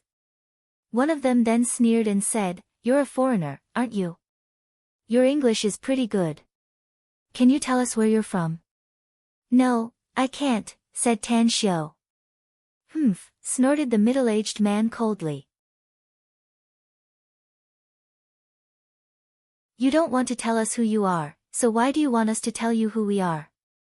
A knife suddenly appeared in Tan Xiu's hand and fiercely pierced the middle-aged man's arms. He gritted his teeth and didn't make any sound. Tan Xiu then lightly smiled and said, "You're quite stubborn, unlike those gangsters. You want to know who I am? Your lives are in my hands. If I'm in a bad mood, I can kill you at any time and throw your bodies into the Chao Phraya River." The middle-aged man glared at Tan Xiu with hatred and said, "You win. Our boss is Songzan, the big shot who controls the fate of thousands of people in Bangkok. Your men injured Alloway, so we were sent here to monitor you and wait for our boss to send someone." "So, your boss wants to stand up for his men?" asked Tan Xiu with a strange expression. "Does he want to make things difficult for us?" The middle-aged man sneered, "If Miss Zhang is willing to apologize to our boss, maybe you can leave Bangkok safely. It seems that Songzan doesn't have any good intentions either." Tan Xiu shook his head. "If that's the case, then I'll help the T country's police to clean up the tumors of society like you. Spectre, kill them and throw their bodies into the Chao Phraya River. Remember, I don't want you to kill good people, but kill the bad guys if you can. Of course, I don't like trouble." "I got it, boss," said Spectre with a grin. Tan Xiu waved his hand. As Spectre directly killed the two men and carried their bodies out, Tan Xiu then looked at Zhang Xinya and said, "I'm sorry to kill people in front of you, but some people must die, else we'll have more troubles. Also, you've chosen to follow me, so you must be prepared to kill. My path is destined to be one of slaughter." Zhang Xinya had seen Tan Xiu kill people, and he killed dozens of people at once. His means were very fierce. However, she wasn't afraid. She could feel safe as long as she could follow Tan Xiu. "I'll learn." Tan Xiu pulled her to sit next to him and said with a forced smile, "I'm an immortal cultivator, and I won't be staying on Earth for a long time in the future. You may be disgusted with killing people now, but you'll know later that some people will force you to kill them even if you don't want to. The path to immortality is a struggle for the top, and only the strong survive. The other world is thousands of times crueler than this place. You always talk about the other world. Where is the other world?" asked Zhang Xinya with a blank expression. "Also, what exactly is immortal cultivation?" "Becoming an immortal. You can also understand it as becoming an immortal," said Tan Xiu. "The other world is the immortal world, a higher plane in the universe. There are some things I can't tell you for the time being, but I'll teach you immortal cultivation techniques. I'll take you to the immortal world if you want to in the future and tell you some very important things." A smile appeared on Zhang Xinya's face as she repeatedly nodded and said, "I'll follow you no matter where you go. I'm willing to be your tail as long as you don't abandon me." Tan Xiu couldn't help laughing. "My tail is too tired. Go take a bath and have a good sleep. Put the MV shooting aside and let the employees who followed you return to China. I'll take you to play in T country for the next few days." "All right," said Zhang Xinya, pleasantly surprised. That night, Tan Xiu hugged Zhang Xinya and fell asleep. After she fell asleep, he even secretly used his primal chaos force to nourish her body and regulate her bodily functions. The next day, the first ray of sunlight shone through the gap of the French window curtains in the early morning. Tan Xiu woke up from his sleep and looked at the vibrating mobile phone on the table. He then looked at Zhang Xinya, who was still sleeping soundly. He quietly pulled his hand out and took the phone to the living room. "It's me," said Tan Xiu softly. Spectre's voice came from the phone. "I investigated Songzhan's background last night, boss. His men have also found the 2 corpses. Also, a lot of gangsters have appeared near the hotel we're staying at. They should be sent by Alloway and Songzhan. Take Gu Tao and Zhang Ju to get 2 heads and send them to Songzhan," said Tan Xiu. "Tell him to wash his neck and wait for me. I'll visit him myself 2 days later." "Don't you hate trouble the most, boss?" Spectre laughed. "Why don't you let me kill them directly?" "I don't like trouble indeed," said Tan Xiu. "But sometimes I can get some benefits when I solve the trouble. I need to see this Songzhan. Maybe I can get an unexpected surprise from him." "Alright, just do as I say." "Understood." Spectre replied and hung up the phone. You're tuning in to the Blissful Bookshelf YouTube channel. We're so grateful for your support, and don't forget to subscribe to join us on this incredible journey through captivating stories. Your generosity through donations truly makes a world of difference, as it's the primary source of revenue that allows me to expand and enhance this channel for you. Thank you from the bottom of my heart for being a part of this adventure.